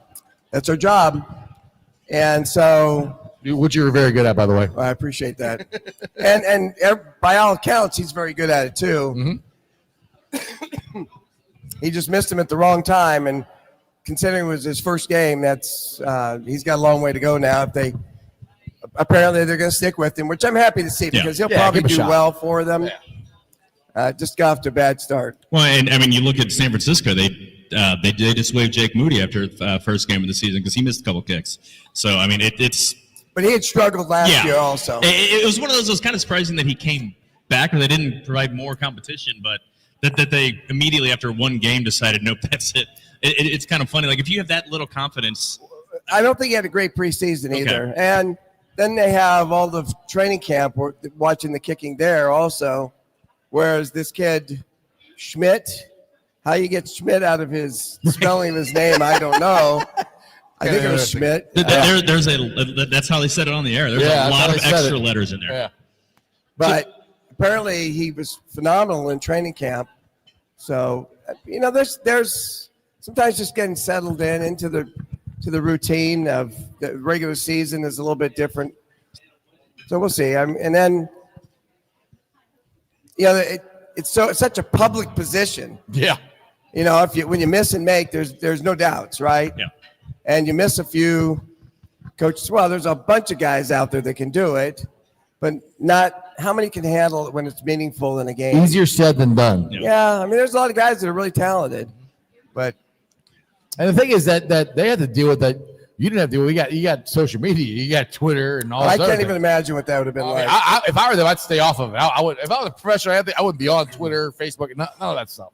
I definitely would not have been. People are crazy. They're fans. It's fanatics, Yeah. right? Yeah, I mean, I'm a fanatic, but I'm not going to go say some of the stuff that I've heard other people say to different players. So that's just crazy to me. So let me ask you, how long did it take you to feel comfortable? Is it a matter of feeling comfortable in your pregame routine and all the stuff during the week to when, midway through your rookie season, or you get amount of kicks in, and you're feeling like your rhythm is in, that you felt comfortable? Not so much like that your job is secure, because no one's job is secure in the NFL unless you're a handful of quarterbacks, but that you felt comfortable to where I'm going to make this I'm going to make this kick. It does I'm not. There's no doubt. If the snap and the hold are on time and in place, this kick's going in. How long did it take you to get to that comfort level? I think I was still waiting. I'm still waiting for that. Still waiting. His last kick, he wasn't going. No, it's my whole rookie year. It was a struggle because we could use a tee in college, and I didn't play soccer, so I really didn't understand. And actually, kicking the ball off the ground, I really didn't know how to do it really well until my last year. Really? Truthfully. Huh. I figured something out I figured out last in year my in the last NFL. training camp. That's how And you I do didn't it. even get to play after that. So I had my best training camp ever, and they'd already made the decision to go with Doug, and I knew they would. I just didn't get a chance to go somewhere else, unfortunately, for me. But, yeah, it was a work in progress the whole time. Always looking, trying to see how other people do it, what I might incorporate. I think you're always kind of watching what other people are doing and see if there's something that you can learn. Is there a decent fraternity of the Yeah. when you started in 79? There were 26 teams, 28 teams at that point. I think there were 12 teams. No, there were 28. Yeah, I was going to say 77. Yeah, there were 12 Seahawks. Yeah, You're not that old, Jim.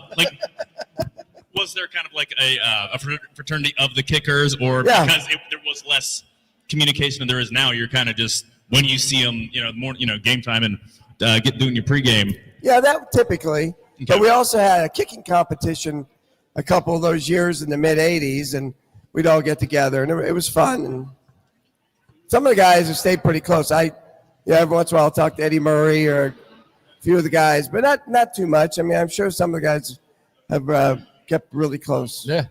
So let's get to the Bengals now. They got off to a 1-0 start, and we've talked about this ad nauseum of how they have to get off to a fast start. What was your thoughts on first half to the second half? As far as the offense goes, was night and day. But a win is a win is a win. There's lots of Bengals fans that are upset. That's the way we won. But I'm I'll take an ugly win over a pretty loss any day. Can you imagine if we had lost that game? Yeah. Talk about I being wouldn't want to do a upset. show Monday if we lost. I mean, New England would have looked like that. We played great in Right. comparison second half. Right. We just couldn't get it rolling. That team, that defense has always given the Bengals trouble. I mean, from the get-go, when Schwartz was there, they have some really, really talented defensive backs. And even Chase has even mentioned that They gave him fits. Ward Denzel is Ward, the absolutely. toughest guy he faces. It's almost like they built their defense to stop the Bengals. Yeah. I mean, every time, even games when the Bengals win, I don't say comfortably, but I mean that they're in control of, it's still an absolute dogfight. You have Myles Garrett, who is pound for pound probably the most talented defensive player in the NFL today, maybe even since maybe Lawrence going back Taylor? to LT. Yeah. In terms of what he can do. Reggie White. Reggie He's White. more like Reggie White. Okay. Same position then. Yeah. And then they've built their between cornerbacks. I know was it Newsom was out. Greg Newsom was they're missing Yeah. somebody, but I mean they still had Emerson. They still have guys and Grant Delpit. They've got secondary. Again, it's almost like they built that entire site to stop the Bengals, and then they'll worry about the other 15 games on their schedule when they get to them. Because they end up always pulling the game out against the Ravens. Their defense is pretty good Yeah. against everybody for the most part. True. Last year they weren't. They didn't play as well. The year before they were number one defense in the league. So they're very talented. And I think everybody got hung up on their whole quarterback thing. And going back to Deshaun Watson, what a joke that has become. And then he goes and blows his Achilles against the Bengals. Then he blows it again. And the Bengals end up playing Dorian Thompson the last game. DTR, Yeah, last year. Yep. So they haven't really played a capable quarterback in a while that when they were playing Cleveland. And Flacco can play quarterback. He can throw the ball. When was the last capable quarterback other than Flacco? Bernie Kosar? I mean, they've had a list of quarterbacks. Baker, how much they got to kick themselves for giving up on Baker? They've got to, yes. He was solid. Themselves for getting rid of Baker Mayfield. I mean, I never understood that. And I'm not trying to make this a Browns podcast, but I never understood that because he played the whole year with a hurt shoulder. They knew that, and they just got rid of him. Got Deshaun Watson. It made no sense to me. Well, the grass is always greener, I guess, right? They thought so. And in Deshaun Watson's case, it was really green. Right. All guaranteed. All green for him. They had a good quarterback and gambled it all to try to get an elite quarterback. And if they had Baker Mayfield 2 years ago with that roster, they're an absolute Super Bowl contender. And I mean, you look at the players that they had. Nick Chubb, before had all the injuries.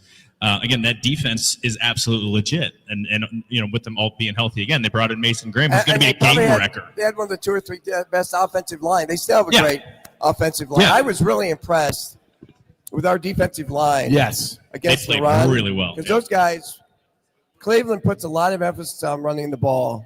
Mm-hmm. And I was really impressed with that Sampson. Oh, yeah. I mean, I know Ford from TJ Slayton. No, that's what we were talking before you got up here. TJ Slayton, I thought had a really good game. I think everybody loved that everybody on defensive the line. line. I mean, when you hold team to 2 yards to carry, everybody was doing Which their job. was your problem. We were getting blown, had gaping holes in preseason. Everybody's like, oh, my goodness, what's going on? And I kept telling everybody, I said, I'm watching them down there at practice field. It's like the defense I see on the practice field is way better than what I'm seeing on the preseason games. So I'm like, I'm going to go with the ones I see more often than not, where I thought the defense would be better. And we kind of talked about before you got here, this is the floor. To me, they're going up. So and we've seen this with Zach Taylor and the Bengals. They really don't start hitting their stride till November, December, rolling into the playoffs. So if we can get to the point where we're 500 or better getting out of September and October, I think we're golden. Yeah, Zach made comments about how difficult the defense was for their offense. Mm-hmm. So I felt kind of good that once they game planned it would be a lot better, and obviously it was. Although I wasn't crazy about the 15, 16 play drives, a 12 play drive. Yeah. There was 30 minutes between the last snap of the drive. And not only that, but the Bengals had 3 possessions in the first half. Yeah. And scored on 2 of them. Yep. So, I mean, you want to get them off the field, but the defense they didn't give up anything big. Yeah. Mm-hmm. And that's 24 carries, 49 yards, along with 5. I mean, that's not even, you're not even giving up a first down pretty much on the run. The longest run was the first play of the game. Yeah. So you see that, and Demetrius and I had a really, really funny quote talking about, dude, we played vanilla defense in the preseason. We played Neapolitan today. Hey, I thought that was a great quote. They did it well. And the linebacking core we were kind of worried about. I mean, I thought Logan Wilson, people talk about him in the preseason about how he lost his stuff. He looked great. I think all of our linebackers looked good. Oren Burks looked good. Burks makes a play. Barrett Carter wasn't quite ready. Because he was in there when Logan got hurt, and he wasn't supposed to get snaps. Drop off. Yeah, he wasn't supposed to get snaps, but he's replacing Logan Wilson. Not that you want that big of a drop off, but Logan Wilson's supposed to be that guy. Yeah. So it's understand why there's a drop off. Yeah. Well, the conversation really isn't about the defense. Yeah. When it comes down to it, it's about the second half offense. Yeah, which was none. Yeah, 19 yards in the second, or 19 yards after the last touchdown. It was they like 9 yards in the second half. I think it was 7. I think it was 7. I think it was 7. I'm trying to think because they were negative 18 in the fourth quarter alone, which is absolutely ridiculous. Well, I think the Browns had 0 yards or had some crazy number. There was barely any offense on both sides until that last drive, and just gave me, take whatever you want. Yeah. Well, that last drive we had, Myles Garrett decided to be Myles Garrett, and we were giving out game balls yesterday. I gave a game ball for Joe Burrow for getting out of the end zone and not getting that safety. He did that little flip because sometimes Myles Garrett wants to turn into Myles Garrett, and that's what he did. And you can't stop him. He did Myles Garrett things, but we turned around and made a defensive play. Made defensive play, won the game. Won the game. How we won it, I don't know. Not I sure. don't care. As long as we won. But like Joe said, like a lot of people talked about, we stole the game. We lost, the first 7 one-score games last year? Yep. And then won 3 or 4 down the stretch to get to 4-7. You flip that 4-7 to 7-4. All of a sudden, we have 12 wins. 12-5 team. And we're like, oh, yeah, these guys are great. Right. So that's the NFL. Every week, there's so many one-score games. You can't steal a game in the NFL. I don't care, especially a road game. I think we did. A road game in Cleveland? How do you We steal just stole it. Well, yeah. That's stealing a road game. They were It's tough to win on the road in the NFL, so it's kind of hard. For me, it's kind of hard to say we stole it. We took it from them, made the plays. I mean, however you want to put it. They missed 2 field goals, They missed an extra point and a field goal. They did. But we won. We won. That's the main part. And you know what? We have a 1 in the W An column. Uno. We have an Uno. That has not happened much over the last. Since 2021. 2021. Yeah. What happened in 2021? Something good happened, didn't it? I think we went to the Super Bowl that year. I guess. Maybe a precursor. Ooh, I like where your head's at, Jim. I like it. know. I like it. I like it. Well, they said what they call the defense of Santa Clara standard, so that's what they're going for. The what? Santa Clara standard. Okay. The defense. You haven't heard that phrase? No. Yeah. I get the games in Santa Clara, but yeah, Santa Clara standard. Do you watch this game? Do you watch the game at all? Do you watch this team at all? You don't. Yes. Jeez. I'm sorry. All time. They move all the way to Santa Clara. That's crazy. I don't listen to the narratives Oh my God. from the assistant coaches during preseason. I grew up going to Candlestick Park when they had no stands in the outfield. They just had When it's still more open. bleachers. Yeah. Everything was open. The wind blowing like 60 miles an hour. Jeez. Left-hander would hit a pop-up and it'd end up So, back there where all the kids are standing back there waiting for home runs. I think Chris Welsh said the coldest winter he ever spent was in May in San Francisco at Candlestick because the wind was. That was actually a Mark Twain quote. Okay. The coldest winter I ever spent was a summer in San Francisco. He just used it because he's right. Yeah. May, June, July. But you go there in September, October, gorgeous. I need to get out to. I don't even know what the hell the park's called. Oracle. I think They say we it's should make a trip there spectacular. in February. What's that? I'm talking to my wife. I think we make a trip to Santa Clara in February for Super Bowl. Yeah, with the Bengals going to be in, and Jim Breech already said it. I mean, come on, how can you get right here? I mean, the greatest scorer in Bengals history. He said they're going to go. All right, so don't put any money on that though. let's do a little Ring of Honor talk here with the guys we got going in, and I know Natty Ron said a couple times on here that you deserve to be in here. What's your thoughts on the 2 gentlemen we got going in the Ring of Honor this year? Well deserved. Yes. Yeah. Mr. Bengal? Yeah. Mr. Bengal, absolutely. He embodies everything about being a Bengal. Mm-hmm. Played 10 years. Yep. Phenomenal teammate, phenomenal player. Can you imagine playing every position on the offensive line in one game? That's twice. That's Twice. Yeah. I don't know how. And at a very high level at every position. And then to come back and do 40 years in the radio booth, and if somebody doesn't put out lapisms somewhere down the road, I mean, come on.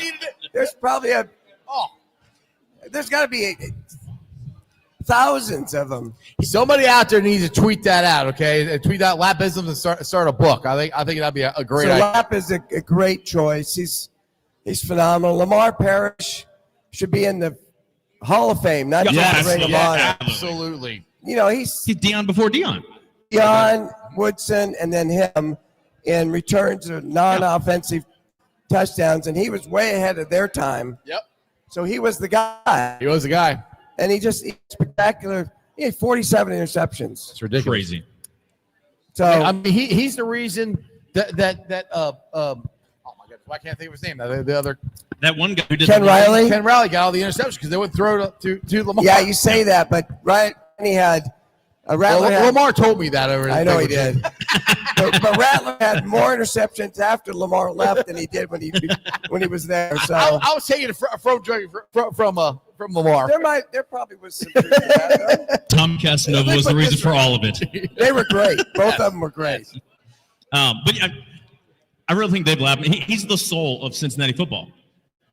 I mean, just as long as he's been. I mean, it's been 50 years that he's been in Cincinnati and around the organization. And He was and drafted the year I was born. That's so 50 years. That's a long ass time. But I'm old, Jim. I'm old. No, not really. See, that's what I like because I'm the young guy on the panel up here. I just turned 45. I just turned 45 last month, dude. That's not young. It's all perspective. It's all who you're hanging with, right? Yeah, see, Exactly. We got the gray. We got the intellect. See? Oh, is that what that is? Well, it's either that or my it's living with two women. I don't know. My wife and my daughter. I blame them. I see my son living with us. I had all dark hair. And he left. You better be careful. See, I can say that because my wife doesn't pay attention to any of this. Yours is sitting. I'm staring at her directly saying it. You got to ride back to Delhi, dude. Maybe.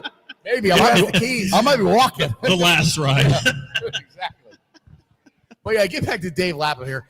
50 years of being a part of this organization, being Mr. Bengal, being the color analyst of this. I mean, it's well deserved, and he's still humble about it. He doesn't. I don't think he thinks he deserves it or should have it. I mean, it's just a guy that long being in one organization is unheard of. 50 years. He did try to leave for the USFL, so there's. He did leave for the USFL. He did leave. There's a lot of Trump money there he got. But he came back. I think that just shows how much respect he has, because it's almost shocking to think after he left, they let him come back to do the radio. Yeah. So from that standpoint, obviously he was well respected. Still getting paid by them too, wasn't he? I think so. I have to ask him that one. By Trump? Yeah, I think so. Maybe. I think maybe he had a Bobby Bonilla type contract. He did. He's still getting paid. He's still getting paid by Trump. July 1st every year is a check. A year.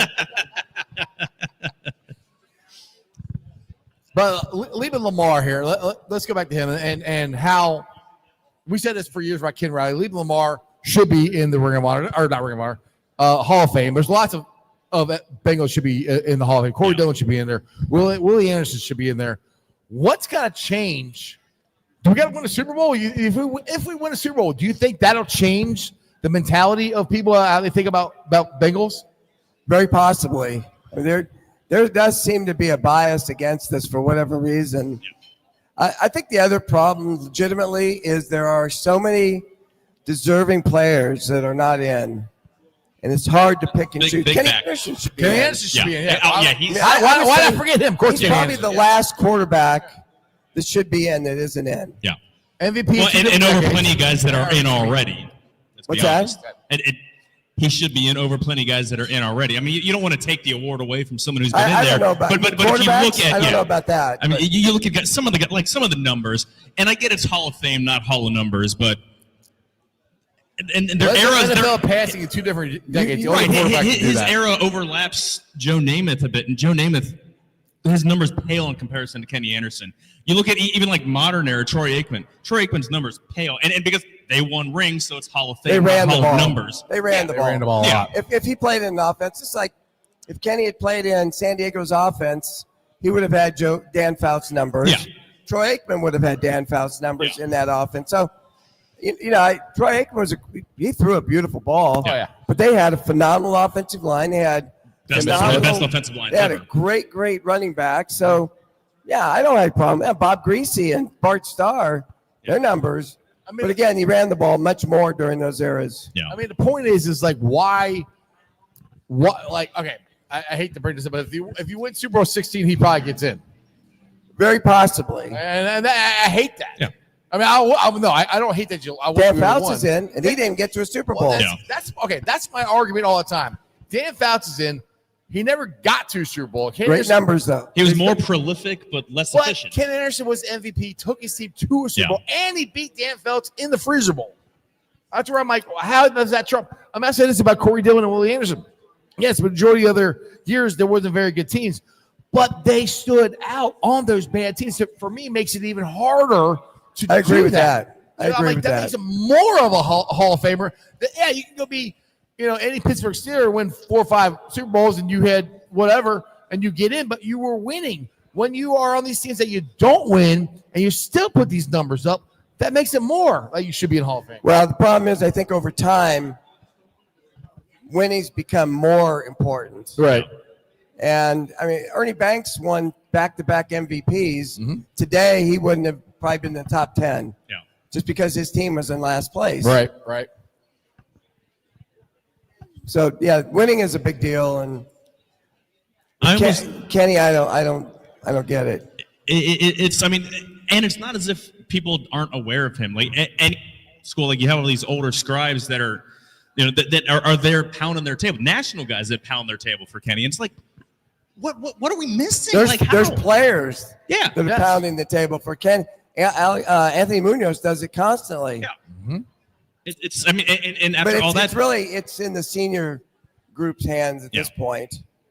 And those are guys that take care of their own too. So you need to almost get somebody. But at this you point, need Anthony Munoz on the senior committee or somebody. But at this point in the senior committee, who's left that they haven't got in other than Kenny? I mean, there's a whole bunch of guys. Yeah, I mean, there's still. I mean, there's a lot. There's a list of guys that are really, really talented that aren't in. Corey Dillon has fantastic numbers, but there is a long list of running backs that I don't want to say I guess are his better. I'm more talking to Kenny's era. I guess you're going that way. That's what I'm talking about. There's other players, not quarterbacks. Yeah. There's other players. We'll go just straight quarterbacks of Kenny's era. He's probably the only one left. Right. That's what I'm saying. And the next there, in the era of the 80s and guys in the early 90s, those guys, there's no they're one. all in. Yeah. Right. Why is he not? That's where I'm just like, if you just look at that position, what he did, the marquee position. Why is he not in? It's weird. It does. I mean, you can't make an argument to me. Actually, nobody's been able to make an argument to me of why he's not in. All I know is when they played the Steelers had a heck of a time with the Bengals. No matter what the Steelers record was, no matter what the Bengals record was. They tried to decapitate Kenny. That was the way to stop him. Yeah, Keith Gary, Monday night. Oh, that was ugly. That was. So Kenny's passer rating against Pittsburgh was like 20 points higher than the rest of the teams that played them. Well, I've said this about that when they had those steel curtain defenses. Yeah. Well, I've said this about the Bengals in the 70s or early 70s is if they had more playoff teams like we do now, they would have gotten in a lot more than they did. And that would have maybe that makes a difference, maybe it doesn't. I don't know. But they had the early 70s, they had pretty good teams that people don't even really recognize. Well, during the 80s, we go to 2 Super Bowls. We have a lot of guys going to Pro Bowls. It was stuff. Chris was on national stuff all the time. Boomer.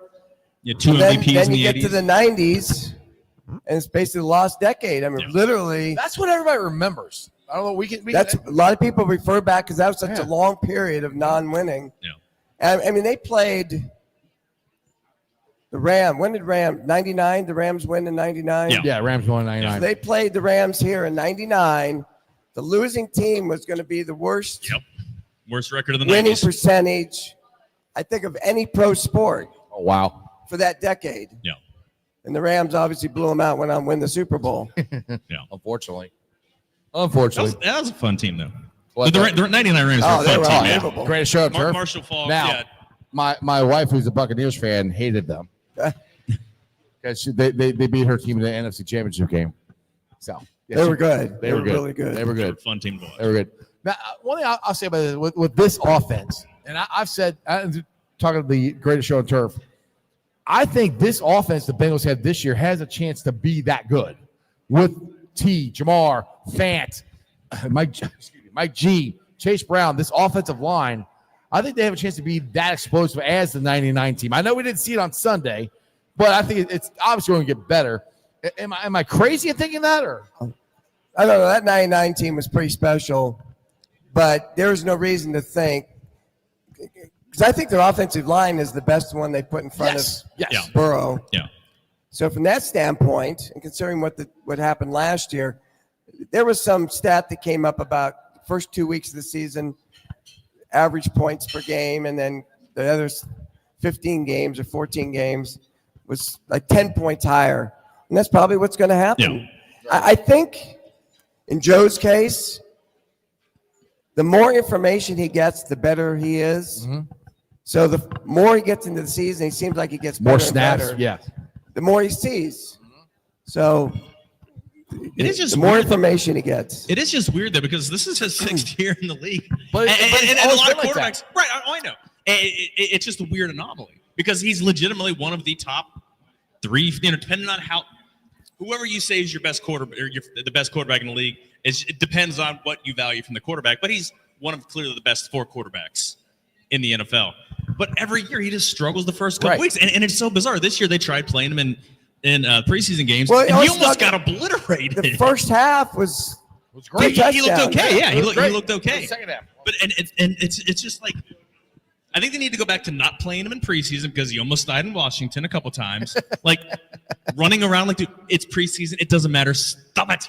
Throw it away. Get a grounding. I don't care. You need to be healthy. The one where he's running around in a circle. I'm like, what are you doing? It's preseason. Dude, right. Like the linemen are kind of like standing there like what are we doing? Like just how hard is that to turn off? The competitive edge. Very hard. Yeah, for us, it's like you're playing. Away. Right. But you're playing. He's playing. He doesn't. He's not playing. He's just playing. So I mean, for us, it's easy to say, "I'll just stop doing that." But it's not. It's like a coach in practice saying, "Stay off the ground," and you see a wide receiver dive for a ball, and he says, "Stop diving, stop." Like, just kind of reacting, coach. Right. He's just playing. It just happens. So I mean, that's where like I said, we all can say that, but I'm like, that's Joe. That's an NFL elite player. And I disagree. I want him to play in the preseason. But I know it was just seeing like the concern. Like he got hit a couple of want him times, to play like, in preseason. really Yeah. bad, and he got the horse collar tackle on him. And to me, as someone who wants him around for all 17 games, it's the logical side of me. Like, don't get hurt in a preseason. But you can't play the game to not get hurt. I know. Yeah. I mean, this is very then much he gets off the hindsight. really slow start, doesn't score either of those touchdowns in the first half. And we lose, Joe. And we lose. And then you're saying, oh, man, why didn't he play him in the preseason?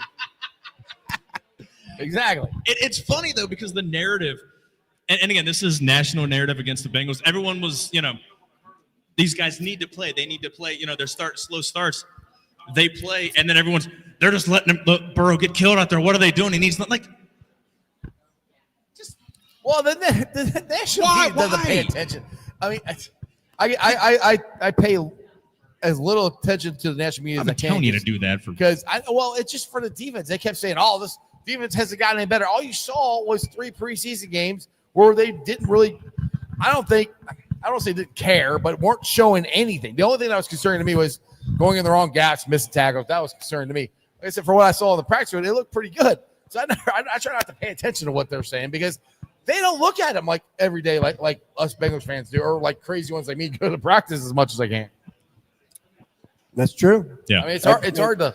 The national media, just like everybody else, they respond to what they're seeing, and the game looked bad.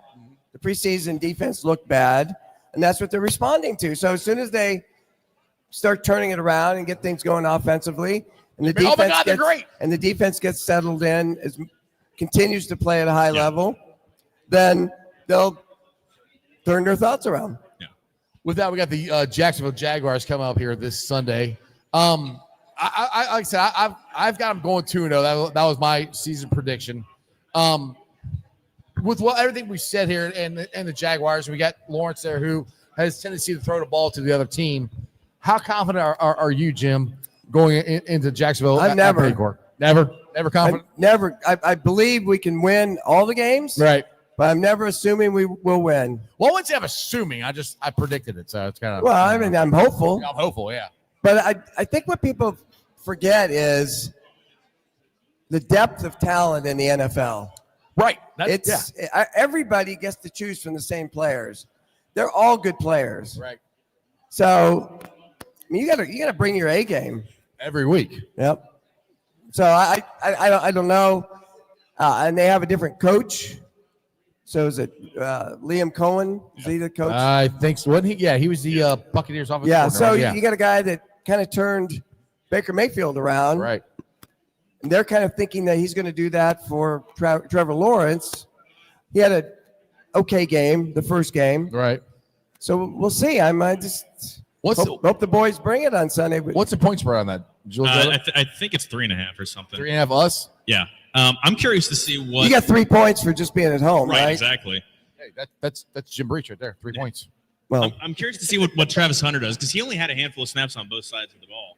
So it'd be interesting to see if he gets more involved on both. Where are we? Yeah, we're opened at. How crazy is that to think of a guy trying to play as many snaps as he's trying to play?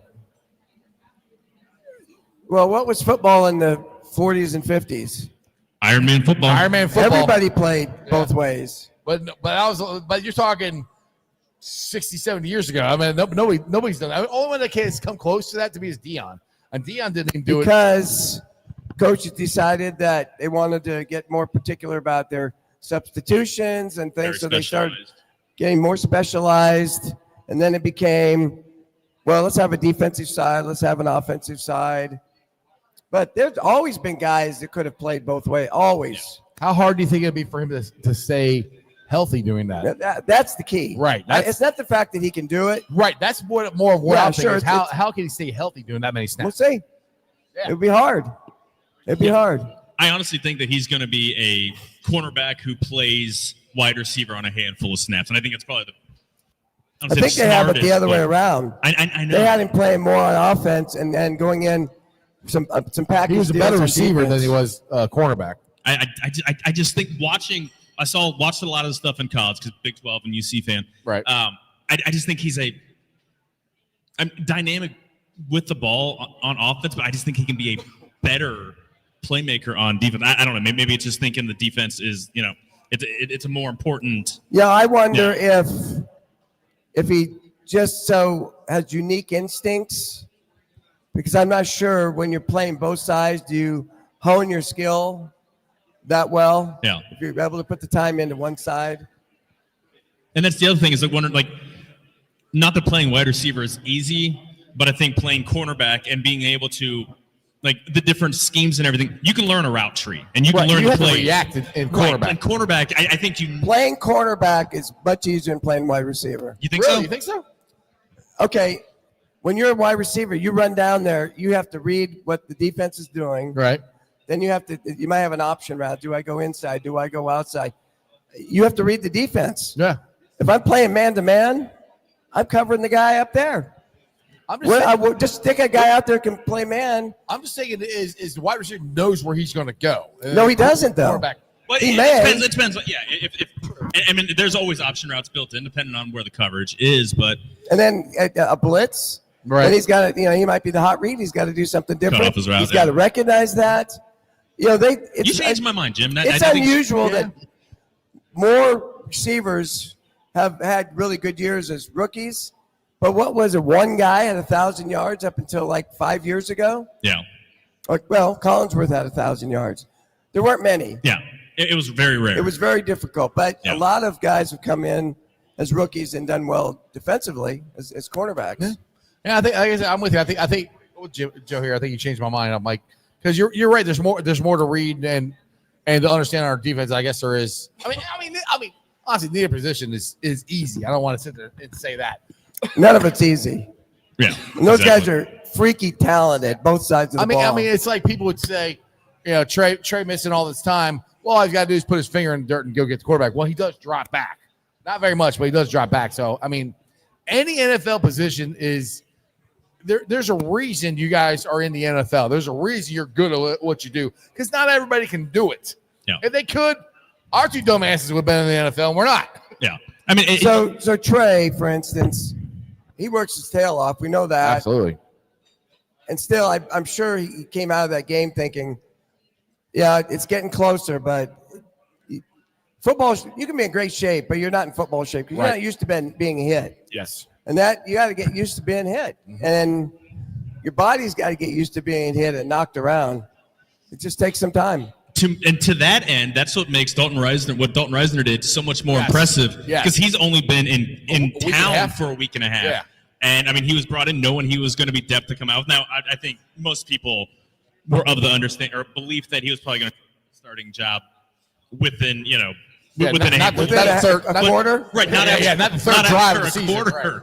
and immediately stepping in. He gave a lot of props to Ted Karras. Ted Karras actually gave a lot of props to him. I don't know if you saw Dalton at his locker after the game. I can't remember the exact quote that Ted gave to the media, but they relayed it to him, and it literally took him back. Like the credit that Ted gave Dalton to be able to just step in after so little time. And I thought he played pretty well. I mean, defensive. You never heard his name. The O-line in the fourth quarter all kind of looked like a got overwhelmed. sieve, but yeah, That's why Myles Garrett decided to be Myles Garrett. yeah, like the entire podcast. Well, it's like the loop they did. Yeah. Where Ted didn't pass it off quick enough, and so Joe got drilled on that, and yet he made a beautiful throw. yeah, Just a hair high, and I don't know if it was Chase or Higgins just couldn't quite get a second foot down. And he had like three really good throws like that, just out of bounds. That's 2 weeks, 3 weeks now, he's hitting those throws. That's the thing. And the thing that, like, you're talking about getting hit. Watch Joe get just popped by Myles Garrett on that, and he pops back up. I'm like, y'all are crazy. that wasn't the hit I was worried about. On the floor, in the hospital, you guys are coming to get me. I'm knocked out. I'm not getting up. I'm like, what was the biggest hit you ever gave? Did you ever get like really popped?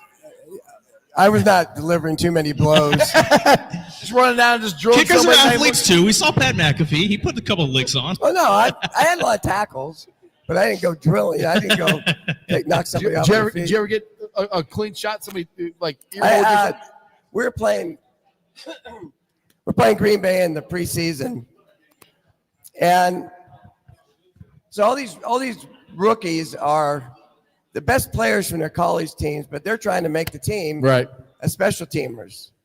So they're not used to. A lot of them weren't used to playing special teams. Right, they didn't have to.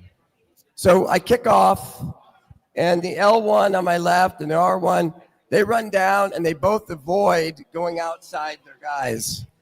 Well, you can imagine that leaves this big void in the middle because you're supposed to, like, okay, we're all avoiding right. So everybody goes right, so you maintain that leverage. You know, you stay in your lanes. Well, there's a lane like a Mack truck you drive through. And I see them coming. I'm like, oh, man, where's my pursuit? So I'm thinking it's kind of an angle, and I'm trying to angle them, kind of getting a spot where it kind of angles back to the guys coming from this side. Right. And they're getting closer, and our guys are kind of getting closer. But there's the blocker, big old offensive line. The running back's still there. So I just went after the guy that was blocking. Took out his knees, which is totally illegal. He can't hit anybody by the knee. Right. It actually brought the ball carrier down. They both went down. Oh, nice. I got kneed. I go down. The pile comes down, and I'm on the bottom. And I'm laying there, and I can't get up. Oh, no. My arm is killing me. It's killing me. I'm kind of feel like a beached whale. I'm kind of rolling around, trying to figure out how to get up off with one arm. Right. And my left arm is nothing. I can't even move it. Paul Sparling comes out. Breacher, what you got going on there? The ball, man, my neck, my shoulder, and everything. Oh, you got a stinger. You'll be fine. Right. Yeah. So we go walking off, and I'm thinking if I had to kick one right now, I don't know if I could even do that. Move my arm. So I'm standing there, and Tim Crumry comes walking over. Timmy, my daughter's babysat for Tim's kids. We would drive his Porsche to the games so he could drink on the way back, and I'd drive him back. I'd drop him off at home, make sure he got in the house. And the deal was I got to keep the Porsche. Okay. So I drive around Anderson Township for half hour or so. Hey, ladies, Jim Breech in the Porsche. And then I'd pick him up the next day. Pretty good so deal. It worked out pretty well for me. Pretty good deal. I like that. So Timmy comes walking over. I'm thinking, okay. He said, Breacher, heard you got a stinger. I said, yeah, man, it's killing me. This thing is killing me. He goes, Breacher, welcome to the NFL. Rub some dirt on it. You'll be fine. That sounds like something Tim Crumry would say. Yeah. I mean, he comes out of a game one time, his finger's dislocated, and he's telling Marv, pull his finger. And Marv's like, oh, no. Somebody else pull it so he can get it taped up and go back in. Right. He comes over and goes, Breacher, I'm kicking Mike Webster's. Kicking his butt. I'm just kicking it because he's from Wisconsin. Right. Like Timmy's from Wisconsin. Because I'm kicking Webster's butt all over the field. Goes, what's the score? What's the score? How we doing? I said, we're winning. Good. I'm going to go kick his butt some more. To go back in the game. You know what the score was. It was nothing like Kim Crumry. He was a different breed. Huh? He was a different breed. Yeah. I'm surprised he didn't have a permanent scar right here because he's always. Does he? Yeah, always scar right there. Always bleeding from his That nose. helmet would come down and hit his nose. Because he always led with his left side of his helmet. But man, I mean, think of this. A nose tackle led our team in tackles 5 times. Yeah. At nose tackle. He had over 100 tackles like 3 or 4 times. The motor on that dude, absolutely crazy. I mean, He truly was sideline to sideline. Yeah. I mean, I know everybody talks about this, but him getting his legs set watching the Super Bowl after he broke it was just nuts. I mean, that's just the ultimate. He didn't want to leave. No. The locker room. They had to drag him out of there. He wasn't going. I'm like, that was just. I mean, I think he was drinking a beer when he and Yeah. set. I wouldn't be surprised. I think he was. I mean, it was crazy. I mean, I often wonder what would have happened if he didn't. I don't know. We all think this. What happened if he didn't break his leg? What would have been different? I mean, David Fulcher. I've had him on here multiple times. He stepped up big time in that Super Bowl. Fulcher did. David Grant played the game of his life, taking over for Timmy. But I think like that last drive, I bet David Grant hadn't played as many plays the whole season as he played in that game. Right. And he had to be exhausted by that last drive. Right. And he played his tail off. So, all these things, they go together eventually to lead up to whatever happens at the end of a game. Yeah.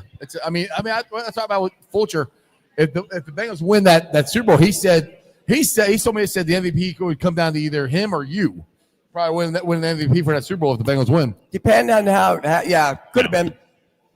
If we just don't let them score at the end of it. I had to give your son some crap on Twitter once because he predicted one of preseason predictions. He picked the Niners over the Bengals. This was a few years back, maybe 21 or something. What is wrong with like him? That's supposed to do that. Right. I'm like, I guarantee it hurt it. I'm like, think about it. This is the team that last drive cost your damn NFL MVP. Well, he was there. He was there. Yeah. No, he would tell you Twice. He's Two the, Super Bowls. Yeah. even in CBS Sports. He's a Bengal homer. Yeah, absolutely. should. And I appreciate somebody in national and national we media need like some. actually. We need some. I agree. Yeah. We need some. And you don't need to be optimistic so much as just someone who's just not feeding into all the narratives. It's just narratives. Like just Not all the negative stuff. you can be critical, but be critical, open-minded. Our organization isn't as bad as everybody thinks it is. It's smaller, run a little bit differently. But it's very efficient the way they do it. Hey, you can't argue what they did this offseason. I mean, you can argue how they did it. The timing was crappy, but but I mean, they addressed almost everything they needed to get done. I mean, and they're adding on to the team this week, so they're still continuing to add on. And that's one thing as Bengals fans we would get irritated when they wouldn't go get guys like this. They're starting to change slowly, but they're starting to change. Yeah. Well, I think people look at Philadelphia. Yeah. They want to sign somebody, they sign them. Right. They don't seem to care about the salary cap. Yeah. It doesn't but exist they in also Philly. have $390 million of dead money. Yeah. Well, these contracts they spread way out. They know they're not going to be paying. Whereas the Bengals, I don't know, maybe $4 or $5 million. If that, they have the second least amount of dead money. They're not going to go that direction. Right. Yeah. So you're not going to find them signing every person that's on the street. Right. Now, to sign T, Jamar, and Hendrickson, that's pretty that's good. unbelievable. Yeah. I mean, and keep Gesicki and keep- BJ. yeah, But what comes with that, and keep Gesicki, what comes with that is you're going to be playing really young on defense. right. You better draft really, really well. Yeah, exactly. That goes to my point. What I've been saying here all offseason is they have put a lot of draft asset into that defense. There's a lot of first and second round picks. Yeah. In there, and it's not. They've done it for the last couple of years. So this is the year it needs to come about. And this is what the Chiefs did. Needs to bear fruit. It's exactly what the The Chiefs Chiefs have did done. this to win 2 Super Bowls. And the Chiefs actually won based on their defense the last two versus the offense the first one. Exactly. So, I mean, it's not crazy what they're doing. There is precedence to doing this and winning a championship. So that's where I've been defending the Bengals on what they've done. The biggest thing there's a game plan. This year there was a game plan. To me, they didn't hit the crap handle. Last couple of years, we lost DJ Reader. Then before that, we lost Bell. It's like, okay, let's go get this guy. They had a plan, and they stuck to it, and I think it's worked out pretty well for them. And we'll find out how the season goes, but so far it looks all right. Right.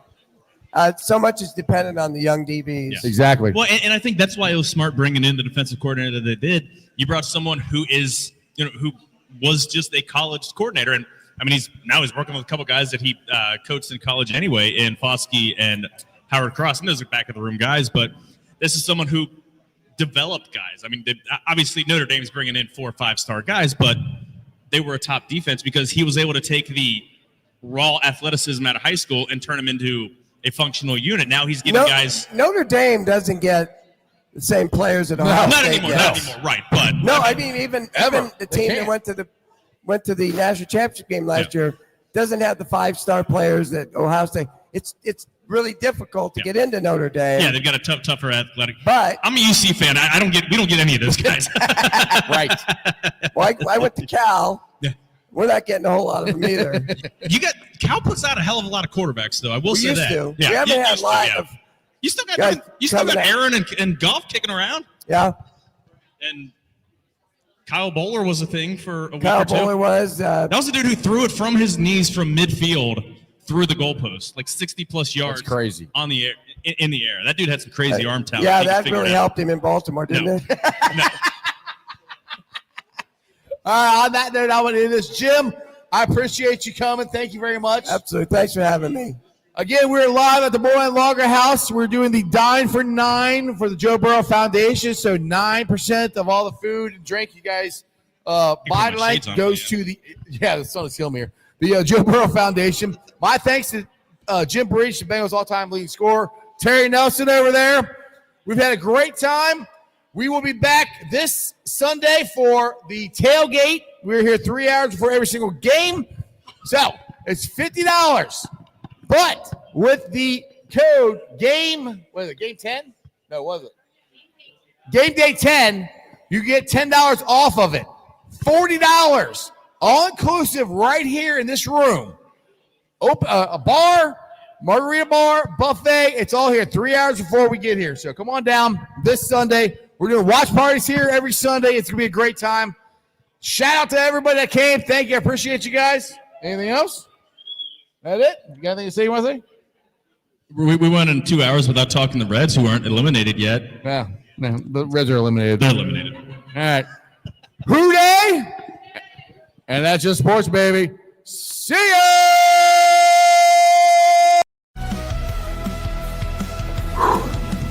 Another great show. You guys still here? The show's over. You can come back tomorrow. I'm out of here. See ya.